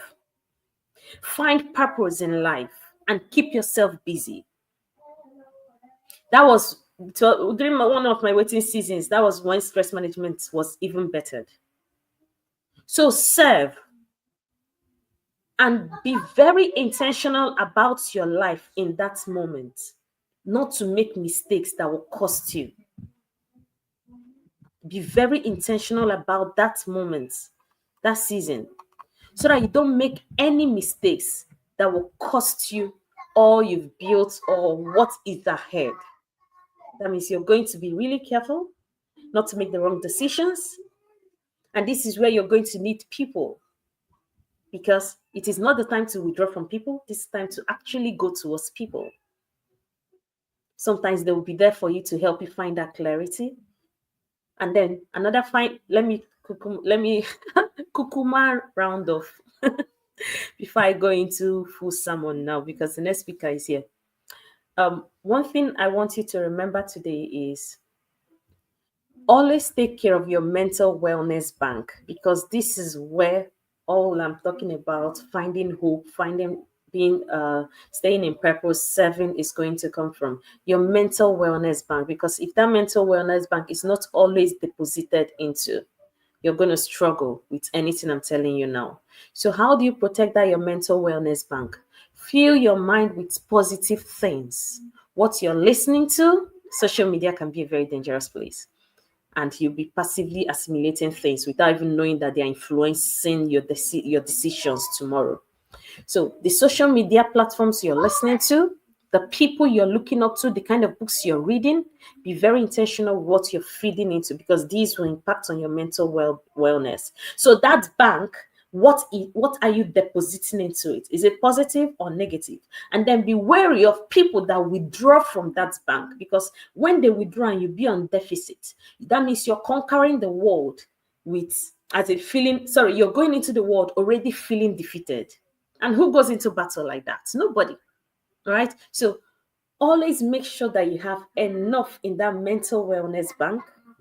Smile, stay positive as much as you can, communicate clearly whatever it is that is going on so that you can find the right help. Be in charge of your emotions so that it doesn't control you to do something you would regret. And then the other extra things where you do exercises and the kind of foods you eat, these are the kind of things, and the right support, these are the things that will help you to keep pushing regardless of what life throws at you. Okay? So it is is not a stress management strategy. If you need help, speak up. God, I beg, is what we usually say when we are tired. But if it's choking you here, find help. Speak to someone. Don't do it alone. Speak to someone. Okay? And then finally, I'm going to be having my opening my private one-on-one coaching for high achieving women of faith. So this will be it will be detailed much later. So these are for women that are juggling several hats and just need that calmness in their hearts, that clarity of purpose, just want to feel grounded to help them cope with all the things they are juggling. So if this is you, feel free to write me. I'm so sorry about my background. That's part of the hats I'm juggling. So so feel free to write me on I think it's somewhere here. Okay, that's fine. Just write me on our email, which is the stress summit africa at gmail.com, or you can write the stress summit stress management summit africa on WhatsApp, and it will definitely get to me. Okay, so let's have a chat and let's see how we can help you from there. All right, thank you. Okay. Oh, I finished my session and I'm still going to continue. Sorry, oh, because our next speaker is already here. Oh, I forgot to delegate that one. So the next speaker is already here. Let's just go ahead and introduce her so that she will dish us what she has brought, because she's going to talk about food. So we are here to be dished and be served. Just give me a minute. Okay. Yeah. So we are going to be welcoming our next speaker, who is Dr. Marvelous Njoko Adeleke, a medical doctor and an international board certified lifestyle medicine physician. I'm really sorry I didn't take your questions. It's because of time. If you have questions, you can ask it in the WhatsApp group or you can send us an email. Hope, please, can you put the email in the comment section? Can you put the email in the comment section? So that, and then tomorrow we are still going to have detailed session discussions where you're going to ask any question you have, and there are going to be so many experts to answer you. So sorry, back to Dr. Marvelous, a board certified lifestyle medicine physician specializing in weight loss, PCOS management, and chronic disease prevention. She's the founder, CEO of Digital Health Labs, a groundbreaking medical platform dedicated to reducing the burden of chronic diseases, particularly type 2 diabetes and obesity among Africans and global populations through evidence-based lifestyle interventions, including nutrition, exercise, stress management, and other sustainable habits. She is the creator of the Ask Dr. Mavi community and newsletter, where she answers health-related questions, shares practical tips, and provides expert insights on health through lifestyle medicine. It is a trusted Sorry, just give me a second. Okay, it is a trusted go-to platform for individuals seeking to make informed health choices and adopt long-term habits for managing chronic conditions like PCOS and diabetes. Dr. Marvelous is also the author of the Ultimate Diabetes Control Guide, a self-help book empowering individuals to prevent and manage diabetes by correcting common mistakes and adopting healthier lifestyles.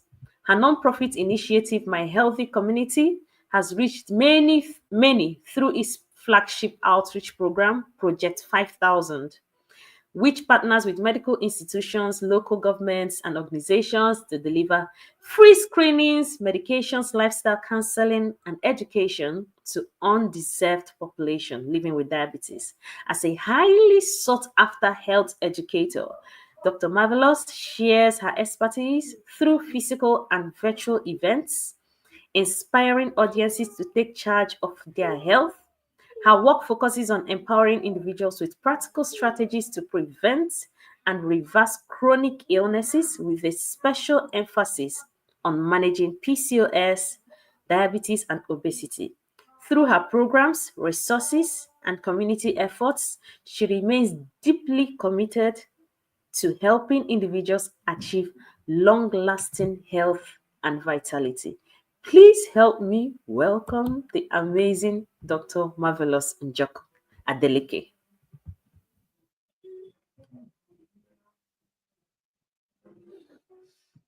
Yeah, you're muted. Yeah, you're muted. Okay. Hello. Good evening. Thank you so much, Dr. Yay! Ezinne. I'm so happy to be here. Um, Good evening, everyone. It's a pleasure and an honor to be here. This is one summit that I look forward to every year, and it's not a small feat that Dr. Ezinne has been able to keep this happening, every single year, and it's better every time. Every year it just gets better, and I just want to honor her for that and say well done. So, without a lot of time, I'm going to share my screen immediately and we can start. All right, so today I am coming in the capacity of my specialty as a lifestyle medicine physician to show us how food affects stress and how we can,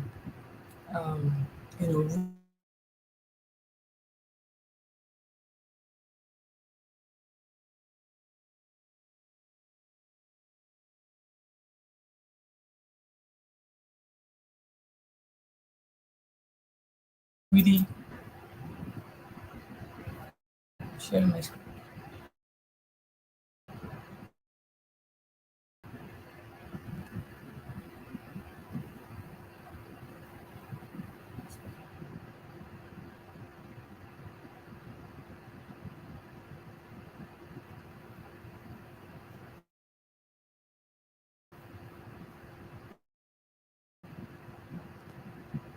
Dr. Zine, please, is this clear on your end?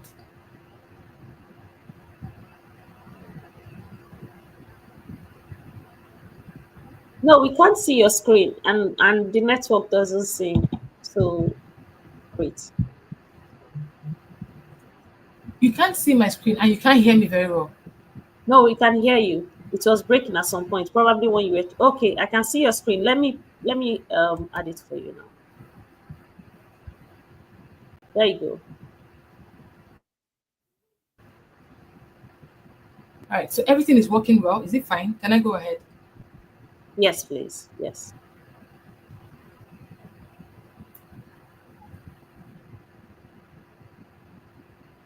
Dr. Zine, can you hear me?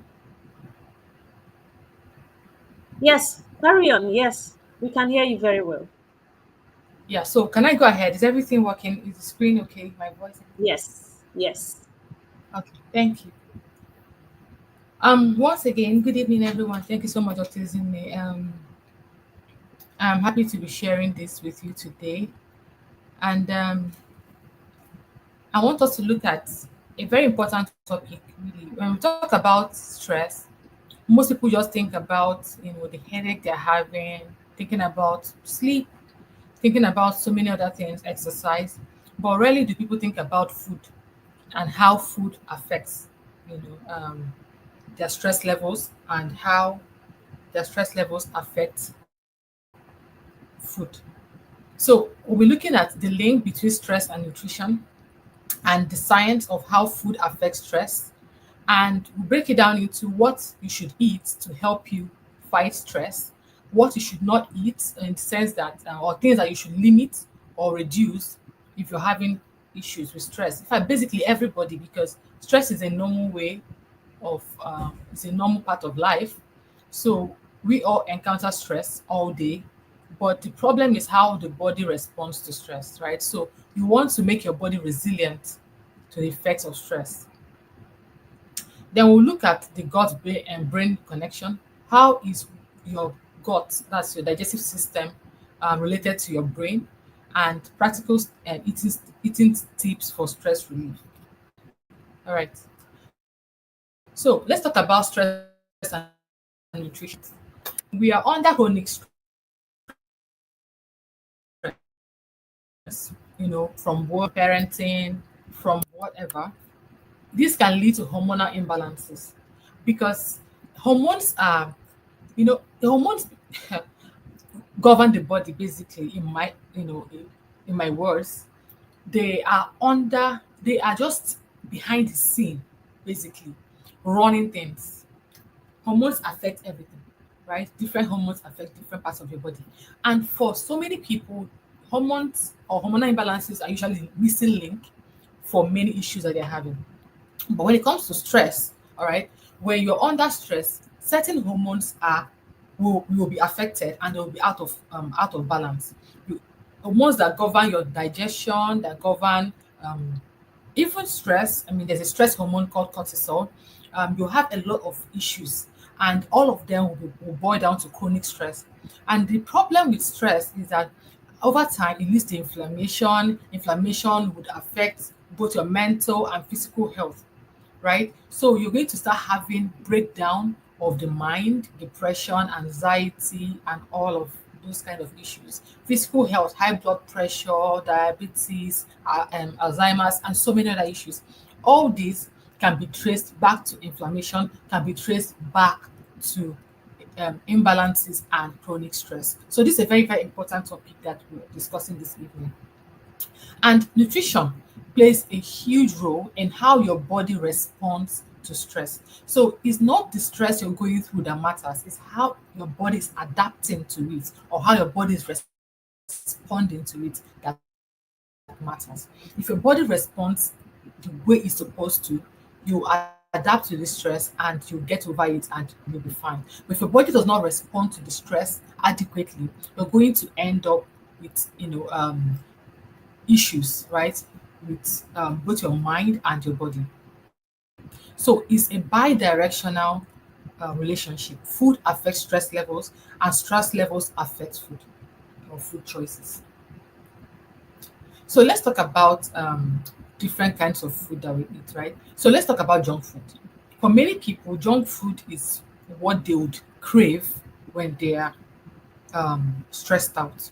So if you agree with me that whenever you're under enormous amount of stress, your brain will tell you eat chocolate, get some ice cream. In fact, it's become a norm in movies that when somebody is feeling bad or has a bad day at work, the friends or the family will say get some ice cream. So it's been accepted in the society that ice cream solves a lot of problems, chocolate solves a lot of problems. Unfortunately, these foods are high in sugar and fat, right? So they might provide temporary relief, but your body would process it in a very negative way, which I'll be showing later, and it will now worsen your stress long term. So it's like you are feeling better today. However, you're not giving your body the tools it needs to adapt to that stress long term.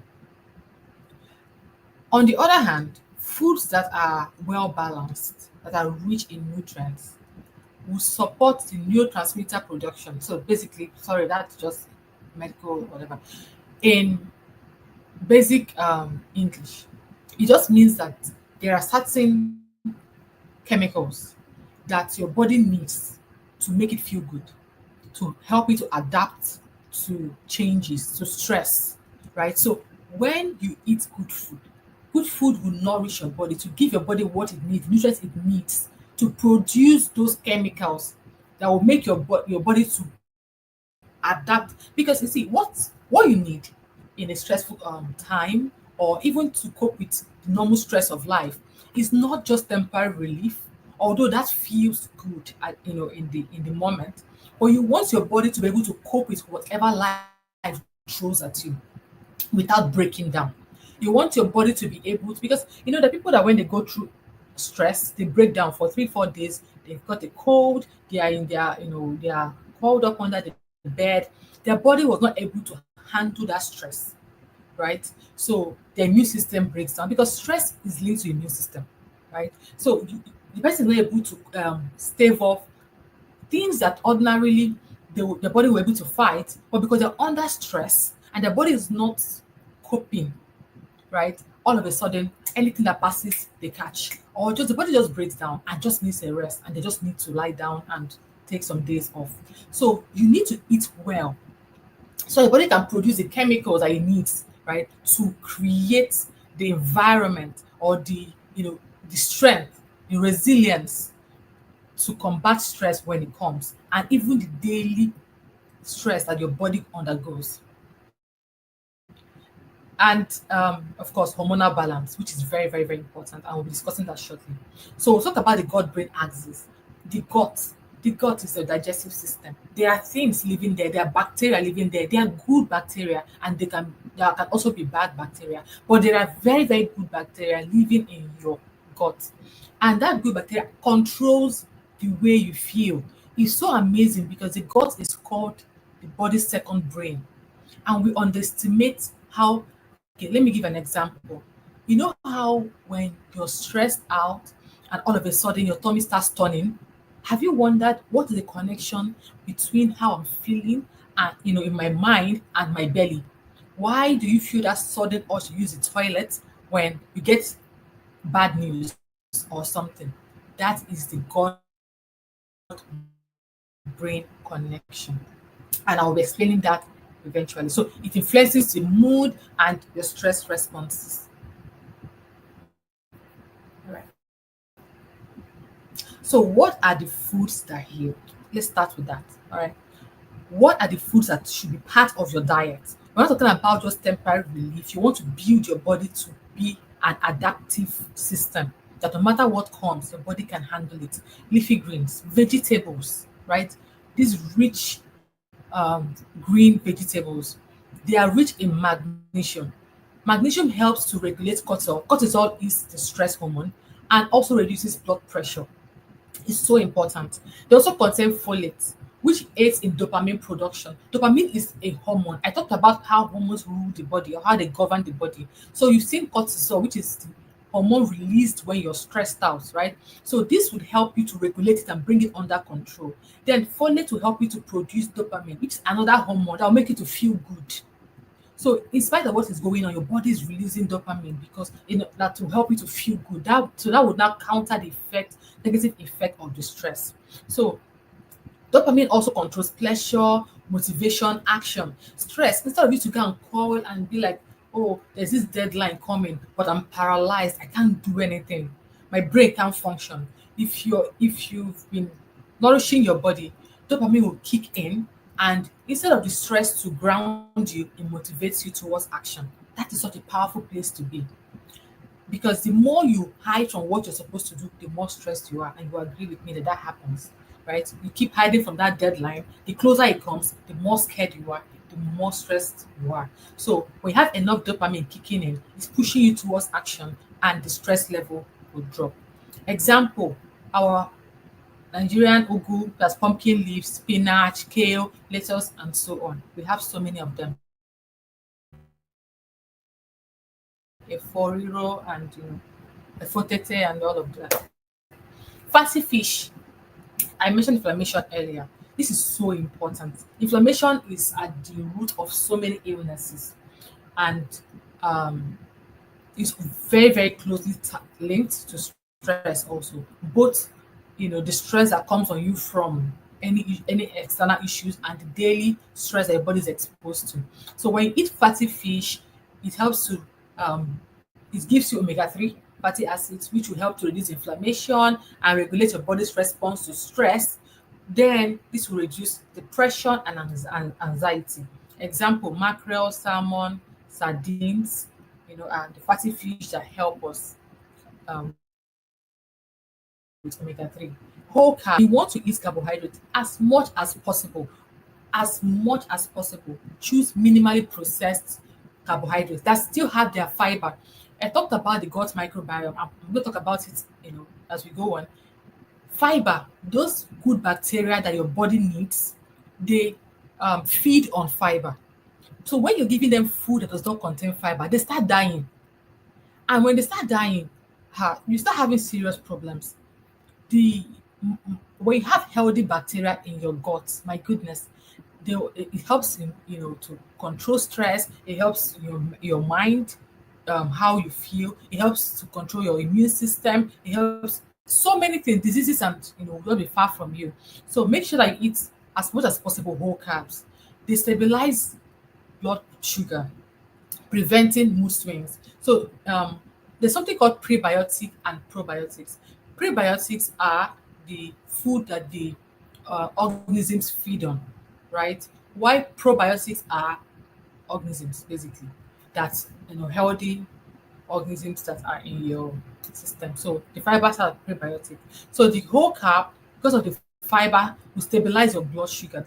When your blood sugar is not stabilized, when you eat junk food, your blood sugar swings up and down, which will be giving you mood swings.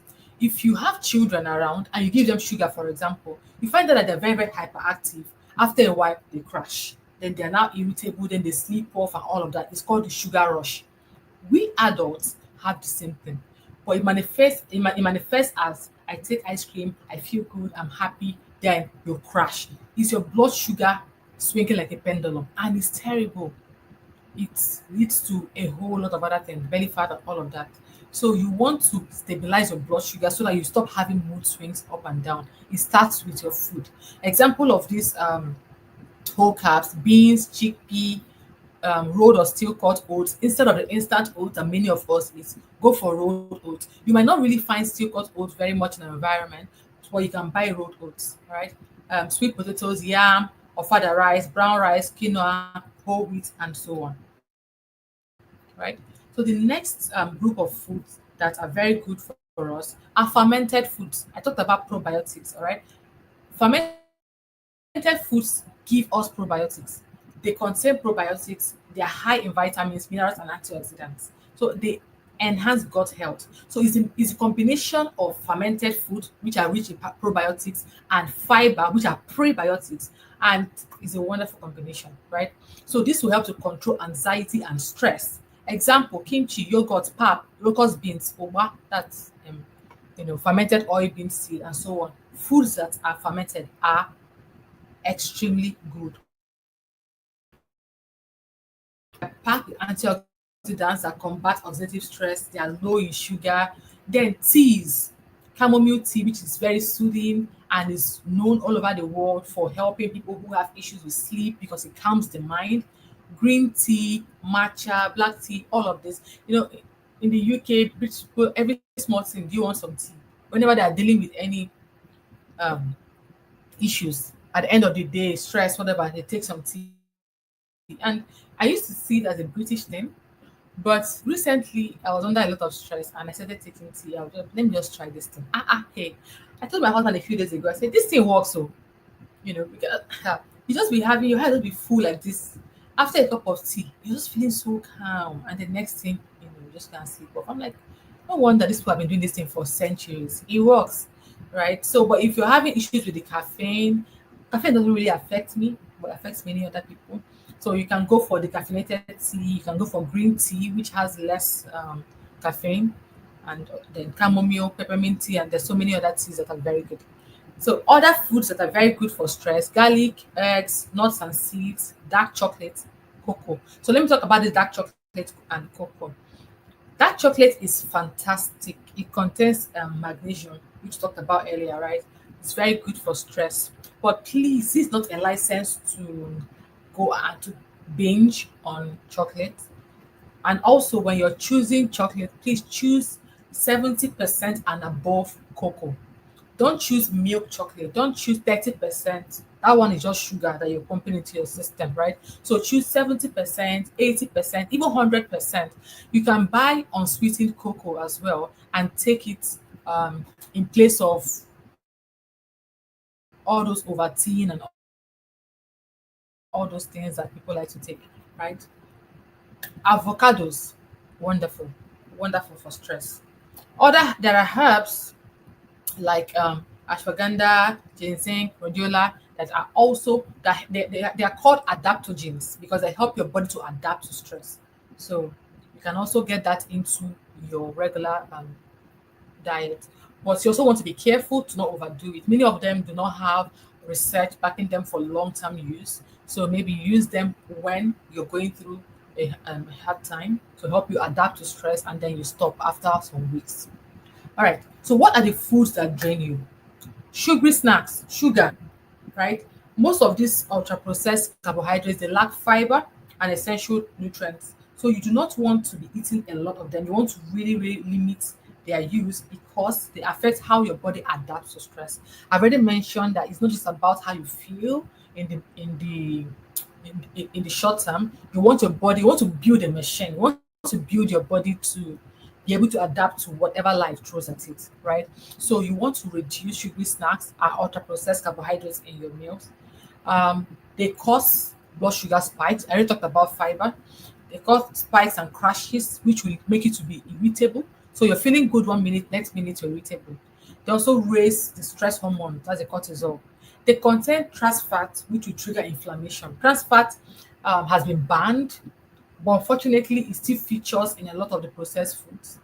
Normally, all over the world, it's been banned. It should be 0% in meals, but unfortunately, um, all this junk food contains trans fat, right? So it triggers inflammation, which puts the body under stress. Cookies, cakes, potato chips, soda, that's Coke and the rest, are all sugary snacks and ultra processed carbohydrates. White bread, pasta, and so on. So you want to limit their use. And even when you want to eat white bread, for example, you want to add other things, to it, like eggs, avocado, vegetables. You want to pack it so that it doesn't go in and hit your blood sugar and cause a spike. So you want to pad it up, but limit the use. Same with pasta, right? You want to add vegetables, beef, chicken, all those kind of things to limit how it hits your blood sugar, but limit use. All right.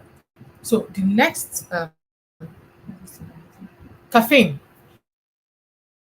Many people cope with their daily load of, let's say, many work with caffeine. They wake up in the morning, they didn't sleep well at night, they take caffeine and it keeps them going throughout the day. Unfortunately, caffeine overstimulates the body stress response. So you are going through stress, you're taking caffeine to cope with it, and you find out that you are now over stimulating the body. It also disrupts sleep, especially if it's taken after 3 p.m., for example. And caffeine can come in different forms, right? So if you're taking it for whatever reason, it might affect your sleep. Unfortunately, it's like a vicious cycle. When your sleep is affected, your body goes under even more stress because sleep is extremely important for stress control. Sleep is your body's stress control machine or mechanism. So when you take something to help you and it now disrupts your sleep, you're just, in fact, you're going to wake up the next day worse than you were the previous day, right? So it just keeps going like that. There's also something called caffeine crash. You take caffeine, it spikes you up, you're feeling good, then you crash later in the day. Tiredness, irritability, loss of focus. You have a memory fog. You start feeling foggy. For most people, when that hits them, they take even more caffeine and so on and so forth. So that creates a dependence on caffeine. Without it, you can't function. Coffee, soda drinks like Coke, energy drinks, black tea, all these contain caffeine. I talked about black tea and caffeine earlier. So, you want to limit the use of this in your diet. Alcohol. Many people, especially men and women, I mean, the other day I'm not give that example, but I saw my neighbor, a lady, an older lady, throwing away like 8 bottles of vodka. I was like, wow, mama had a good time. So, alcohol, many people take it to cope with what they're going through. Unfortunately, it disrupts sleep patterns and can make depression worse. So you take it to feel better and it makes you forget for some seconds, for some minutes, for some hours, but it can worsen depression, right? And even put you under more stress. Because even when you're now drunk, you can even go and do something that will now worsen your problem, right? So your actions are affected. Excessive drinking destroys the body's natural ability to cope with stressful situations. I said earlier, we want to build a machine that can cope. So when you now start over drinking, it starts to disrupt how your body would normally adjust and adapt. And then this will also promote anxiety and chronic stress. So let's talk about the gut-brain connection quickly and immune signals. There's a hormone called serotonin, right? It's the body's mood booster. is it really a hormone or a neurotransmitter? Anyway, but you can fast for both. But it's produced primarily in the gut. You can imagine that something that is your body's mood booster, you would think it will produce more in the brain, right? No, it's your gut that produces those microbiomes, those organisms talked about earlier. They're the ones producing it. So when you're not eating what you should eat, you find out that your mood will always be down. Research has shown that people who eat a lot of junk food are prone to depression and anxiety. This is why. So, but when you're feeding your gut very well, they are happy. So they are producing your mood booster. They're producing serotonin that will make you be happy. Only 10% is made in the brain. So this shows you how important your digestive system is. That what you eat affects your mind. Gut health affects how your brain reacts to stress and emotions. Right? People who eat a lot of junk food are always depressed and sad and in their house and just doing stuff. So when you are feeding well, you find out that you are out there. You see people that are doing very well, and many of them, you can see their body. They are, you can see the discipline, because discipline in diet usually reflects on in your looks. Funnily enough, and you find that people they have steady mood, they control what they eat, and it's something that if you're in the workplace, if you're in business, you need to start looking at what you're eating, because it can give you a competitive edge over others or other people in your field. When you are steady, when your health is steady, your stress, you can manage anything that comes, you can go long hours because you're not up and down, you are steady. It's very, very important. So when your gut is inflamed or imbalanced from poor diet, from stress, from illness, it can lead to mental health problems like anxiety and depression. So this happens through something called leaky gut, which allows, so leaky gut is basically when there's inflammation. Let me explain it. So let's say your gut is is a tissue, right? So it's supposed to digest food, and then it has small holes that now let out nutrients into the blood gradually. Then the nutrients will now go and do what they're supposed to do, like releasing energy to your brain, to all the organs and all of that. But when you now have inflammation because you're not eating well, because you're stressed, or you're sick, there's some illnesses that cause leaky gut. Those tiny, tiny holes in the gut now expand and become larger. So food that should not pass now begins to pass, right? So things that are bigger, things that are not yet, they've not gotten to the point where they should be released into your blood, maybe not digested enough, they start going into your blood. Then they now cause even more inflammation, because now the body is seeing things that should not be. These things are not flying around. So, and even some of them are harmful, right?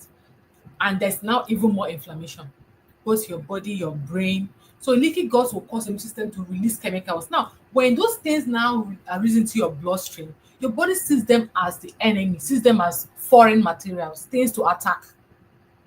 The body immune system will now release chemicals to fight those things coming out from your gut, because these are not supposed to be. Unfortunately, those chemicals will now travel to the brain and trigger mood issues, right? So these things that are causing inflammation can now link and are now linked to memory loss, anxiety, depression. It's a very, very fascinating topic, and it's one of my favorite topics in the world, the gut anyway. But we'll move on. But please pay attention to your gut. It's extremely important. Probiotics, which are the good bacteria we talked about earlier, they can reduce anxiety and depression. This is proven by science. When you're feeding when your bacteria in your gut is happy, you'll be happy. They help to restore gut balance, they reduce this inflammation we're talking about, and they improve your brain function. In both animal and human studies, probiotics work as well as some antidepressants. You can imagine that for people who have depression. So important. Like that's the palm, citalopram, in improving their mood and lowering stress hormones like cortisol. Fermented foods are rich in probiotics. We talked about this earlier. Your gut bacteria, look at this, can change within 24 hours based on what you eat. I mean, if you make the change today, by tomorrow, there's already a change. Is like it happens that quickly, right?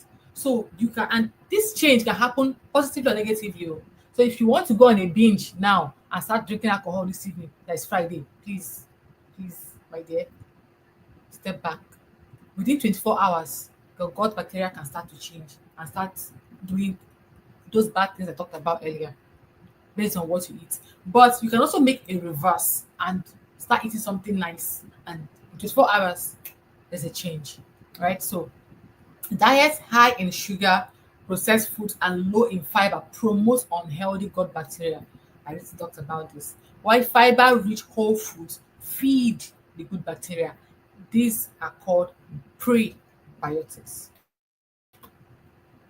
So that combination of probiotics and prebiotics is where you want to be, right? All right. Now I'm going to use an example, run through an example, a case study to show you how you can begin to transform your stress through diet. And this is a lovely lady we're going to use here. Let's call her Jane, 37 years old Jane. She's a marketing executive in Lagos. If you live in Lagos, well, you understand what I'm trying to say. She has early mornings. She has to leave very early to get to the island. She lives on the mainland. There's traffic, so she has to go. Late nights, she comes back home very tired late at night. So she doesn't really sleep well. I mean, she has to sleep very late and wake up very early. She's under chronic stress because of her job, targets, right? All these banks. God have mercy upon us. She has a very huge target and she has to commute. There's a lot of stress on this poor lady. She's not sleeping well. She's dependent on coffee. She's always carrying a flask, of coffee inside. Early in the morning, she's drinking it on her way to work. Throughout the day, she's, taking more coffee, even energy drink just to keep up because she has a long day ahead of her. All right. So, what's the intervention for Jane? Meal planning. Because one problem with being under stress is that it affects your diet. We talked about that earlier. Number one, your body will be craving sugar. And if you are under stress due to job demands and, you will not really be eating well. Apart from the fact that your body is craving sugar, because when you're under stress, and your body is telling you eat something fast, eat something to flood, with sugar so that you can have a high. And people like that many times fill their belly with junk food and they don't even have time for a proper meal. So what will help Jane? Number one, meal planning. Plan your food. The truth is that you eat what is available. No matter how you want to do your resolutions from today to tomorrow, it's what is in your heart you're going to eat. It's what you have. If you are craving sugar and you turn and you see apple, you eat that apple. Why? Apple is sweet, but it's a better kind of sugar than Fanta. So if you plan your meals, you don't get to the point where you're even very, very hungry. Once you're hungry, you eat. There are people that they don't have anything to eat, so they will walk and walk and walk and walk until when they're not about to faint. Anything that they see is food. So plan your meals, it helps. Number two, colorful plates. The more colorful your plate is, the variety of nutrients that will feed your gut. So you have red apple, you have green vegetables, you have yellow. What's yellow? Yellow pepper. You have different things. Your plate is looking fine. You can see her with her pineapple, her date. You can see her with the apple and all of that. Colorful plate. Let your plate be looking great. That's variety of nutrients also. Hydration, more water, less caffeine. So Jane needs to step down on her coffee intake and energy drink and start drinking more water. Mindful eating. She needs to be mindful of what she's eating and how she's eating it, right? So no careless eating, nibbling here and there. Somebody will tell you, I've not eaten this morning, doctor. But if you calculate everything that entered their mouth, it's more than 2,000 calories. I've not eaten anything, okay. But eating plantain chips. You've picked quickly from here. You've done this, because you're peckish, you're having cravings all over the place. And that can be linked to both stress, poor sleep, and blood sugar swinging up and down. So incorporating leafy greens, whole foods that we talked about, fatty fish and fermented foods into her diet is what Jane needs to do now, or what she's doing. Let's do it. Sleep hygiene. So Jane now needs to start planning her sleep. There's no more careless coming back from work and then pressing her phone till whenever sleep. No. She comes back, she has a bath, no screen, she turns it off, she keeps it. She's now more conscious of getting up to 7 hours of sleep so that she wakes up the next day refreshed. Exercise and meditation. She comes back, she sits in one place, whether in the night or the next morning, just for her brain to calm, to be calm and to face the next day. Right? So, what is the result of this intervention? The outcome: reduce anxiety levels. She's facing the day now like a boss. There's no more running up and down before the day even starts. You're already, hey, oh my, no. She has packed her meal. She has meditated. Her brain is now intact. She knows what to do. She knows where to go. She's thinking straight. She's sleeping better. So in 2 weeks, her whole life has changed. No more dependence on coffee. Her craving has come under control. She's sleeping better, so no need to pick me up with coffee. She's healthier and she's stronger. Right now, that was actually the end of my presentation. But I promised you in the video that I put, the invitation video, I want to show you how to stay alert all day without caffeine. Coffee and energy drinks. So I'll just run through this in a minute. I have just 1 minute. Number one, when you wake up in the morning, get some sun exposure or bright light. If you're waking up too early for the sun, get bright light within 30 to 60 minutes of waking up. Extremely important. You want to reset. I talked about hormones, right? You want to set your body's internal clock to know that it is morning. Wake up. This is important. If you do not get exposure to sun or bright light in the morning, it's going to affect your sleep the next night. It's so powerful, but we don't have to talk about that. All right. So do this. 15 minutes, get light, sunlight or bright light. It will boost your serotonin, right? Which is extremely important for you and regulate your internal clock. Drink water. Either 1 glass or 2 glasses, that's 250 to 500 mils of water within 30 minutes of waking up. If you're someone that doesn't really like taste of water, add lemon, pinch of salt, whatever. Dehydration will make you to feel tired first thing in the morning. You want to start your day, you want to kickstart your metabolism and your brain. You want to keep it moving.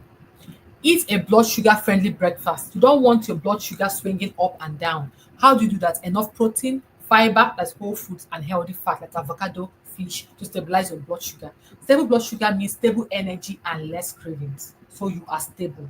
Move your body early in the day. It can be something very simple. You can squat while brushing your teeth. I know you don't have time. You say I'm going to work. Yeah, you can be, squat, do jumping jacks, 5-10 minutes. Just let your body start moving. Just let things start flowing.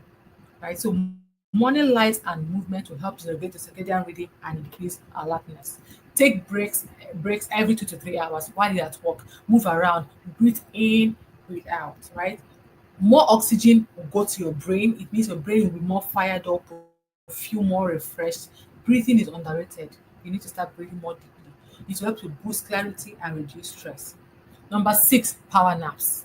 During the day, if you're somebody that your energy level drop, you can just bow your head, 2 to 3 p.m. and just take very, very short naps. Not too much, you now wake up and start feeling drowsy. No, just very. There's a research that NASA did with power naps where every of their staff, NASA, they take power naps 26 minutes, I think, every day. It helps them when they wake up. It's as if they just woke up the next morning. It's a research actually. You can read about it online. They wake up feeling energized. So these are beyond nutrition, but I had to add that as a bonus for you so that you know that you have caffeine, right? So nutrition is a powerful tool in managing stress. Prioritize whole nutrient dense foods. Be mindful of foods that may make stress worse. Include other lifestyle changes like restorative sleep. Make sure you're sleeping well. It's extremely important for you. Small, consistent changes can lead to significant improvement. Start today, start small, keep going. Thank you very much.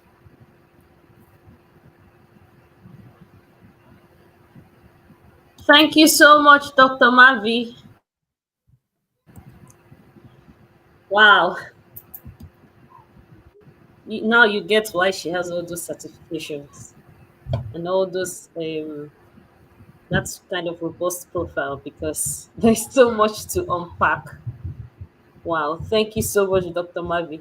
It's like me self will be coming for extra lessons with all you've shared about food. People are so loud on social media now about food. Eat this one, don't eat this one. But they don't tell us the science of it. So you actually showed us how and the why, not just eat this, don't eat this, and then they'll be speaking with so much authority. Like, how do you back up what you're sharing on social media? So, okay, wow. You see, it's not only me that had that same exclamation of wow. Please let us know how we can reach you, how we can learn more, which is the very important bit, because this food matter is a continuous talk. I'm telling you. And what you mentioned about our gut health is so insightful. I didn't realize that our gut health can change within just 24 hours like that, you know. So it's so insightful. How can we connect to you and hear more from you?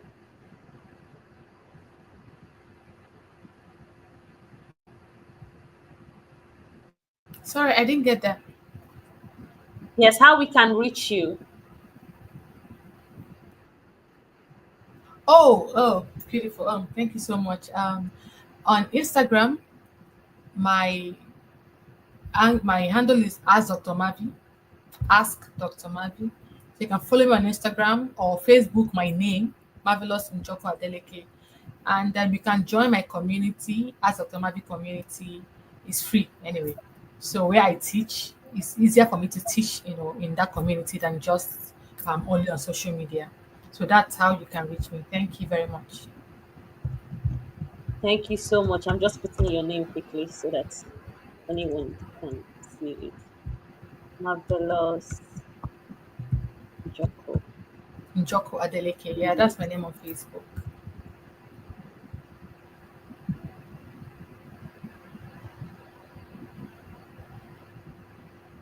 I'm Thank always you. confused whether your name is double L or one L. Anytime I'm writing Marvelous. Yeah, double L. Yeah, double Okay. L. Okay, thank you so much for that wealth of knowledge.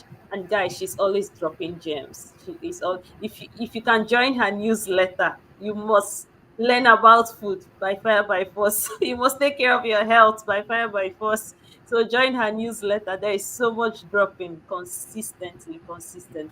Thank you so much, Dr. Mabi, for your time. We are really grateful Thank you for so that. much. Thank you. So, guys, if you think we've come to the end of the summit, I think you're joking, because I think this is a very exciting part where we are going to announce the winners of cash prizes for today's summit. So, who is ready? Can I see your emojis? Are you people sleeping? Drop your emojis. Are you ready? Are you ready? Oh dear. Okay. Where did I put that?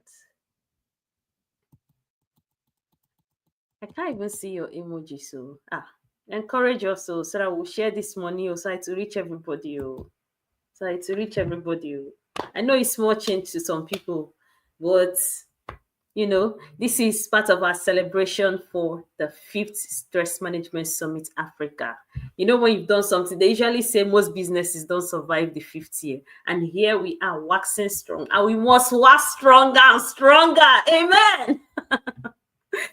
So we have winners, and how it was chosen, where we have winner based on the third person that registered for the summit, the 100th person that registered for the summit, the 300th person, 500, and 1,000.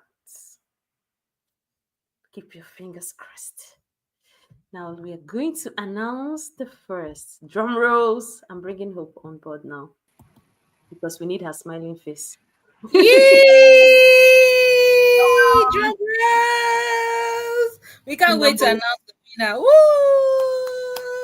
I wish the person if you're not here, I'll take your money. Oh. I'm telling you, if you're not here, here is your case. Go in the WhatsApp group now and tell those that are not that are there to come now, because if they miss it, Seriously. it's gone. And what was I supposed to say? Yeah, send us a feedback We sent Okay. Google. Go to Google and To the search Stress WhatsApp group. Management, Yeah. or you can Give us search a Stress feedback. Management Yeah. Summit Africa on Google and give us a review about this Day One Summit. We really need to hear from you because this is how we are encouraged for more, and this is Yeah. how we keep growing. So give us a feedback on Google. Do it now. Uh-huh. Let's do now. Uh-huh. And subscribe Right now, a to the channel comprehensive right one at now. that. If you have not subscribed, I will not share the next slide. Though. I'm joking. Okay, so our first winner is Woo! Opeyemi Femi. Wow. Oluwapojuwomi. Nigeria, from Nigeria. Do we have her in the house? Woo!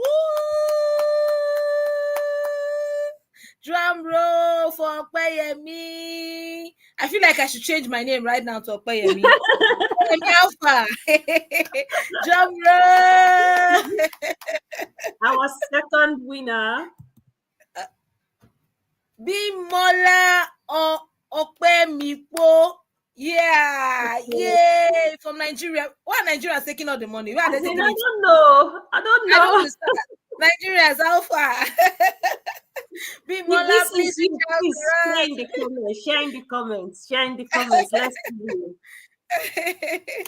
Bimola, you don't want to miss this because if you don't come, I'm going to take it. Okay, so the 300, we have Genevieve Stafford. Aha, someone else from Gambia. We have an Yes, African sir. country now. Oh, yes, Yes, yes. Genevieve took the third position. Amazing. Come quick, come fast. Okay, the 500 person is Isa Dalan. Ladan, Nigeria. Let it not be that it's one of those that left the group. Oh, your money is going to my account ASAP. Your money is going to my account it's like their immediately. money is going because I can't see them. Seriously. Isa, I hope you're still in that group. I'm suspecting that you're not there. If you are there, let me know. The All final right. episode today is Yay, from Nigeria, waiting they happen. Una don't pack everything. Waiting they happen. Now don't pack out the money for the summit. Yes, Waiting they happen. Wow, this is amazing. Nigerians, kudos to you all.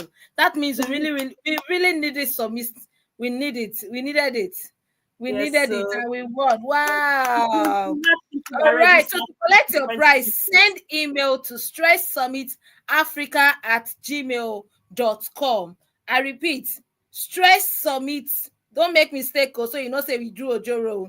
stresssummitafrica@gmail.com. Using the email you register with. Not going to use another person's email because we want it to be authentic. Include screenshots of your name on the screen and bank details that matches with your name. And I will take at you. Now, dear, me one person just miss, make I collect the money. It's so good. And if you missed it, you can always replay this video to screenshot. Yeah, of course. Yeah, you can always do that.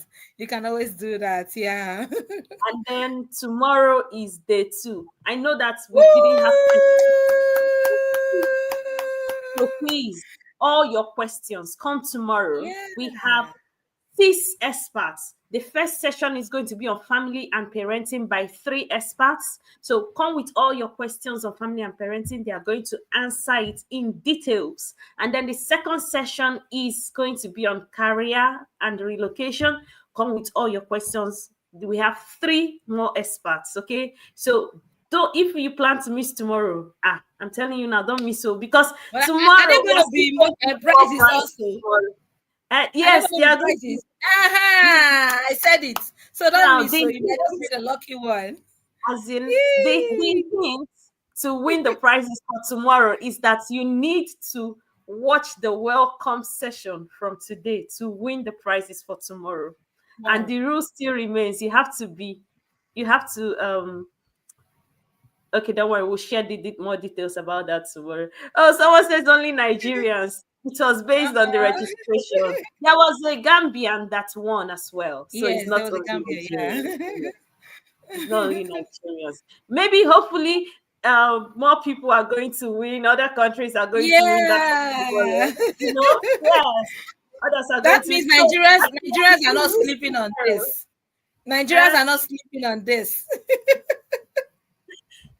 Ghanaians, I want you guys to win that of tomorrow because I'm rooting for you Yeah, guys. sure, Nigerians, sure. Ghanaians, South Africans, win that of tomorrow. It's for you. It's for you. It's for you. And You you all deserve that it. joined this moment, you're the stress champion.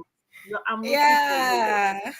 Come with your questions tomorrow, and it's not late to share and invite your circle to this journey Mhm. of wholesomeness. Okay, invite your circle, and don't forget to leave us a review, whether on the WhatsApp or on Google. Go to Stress Management Summit Africa. Please, please, please leave us a review. It's very, very important to the growth of the summit, so that you see this summit again next year. Next Don't year. you love what you see? I did Hey, tell hey, you hey, hey, seriously. don't you? One of the winners is here. Oh.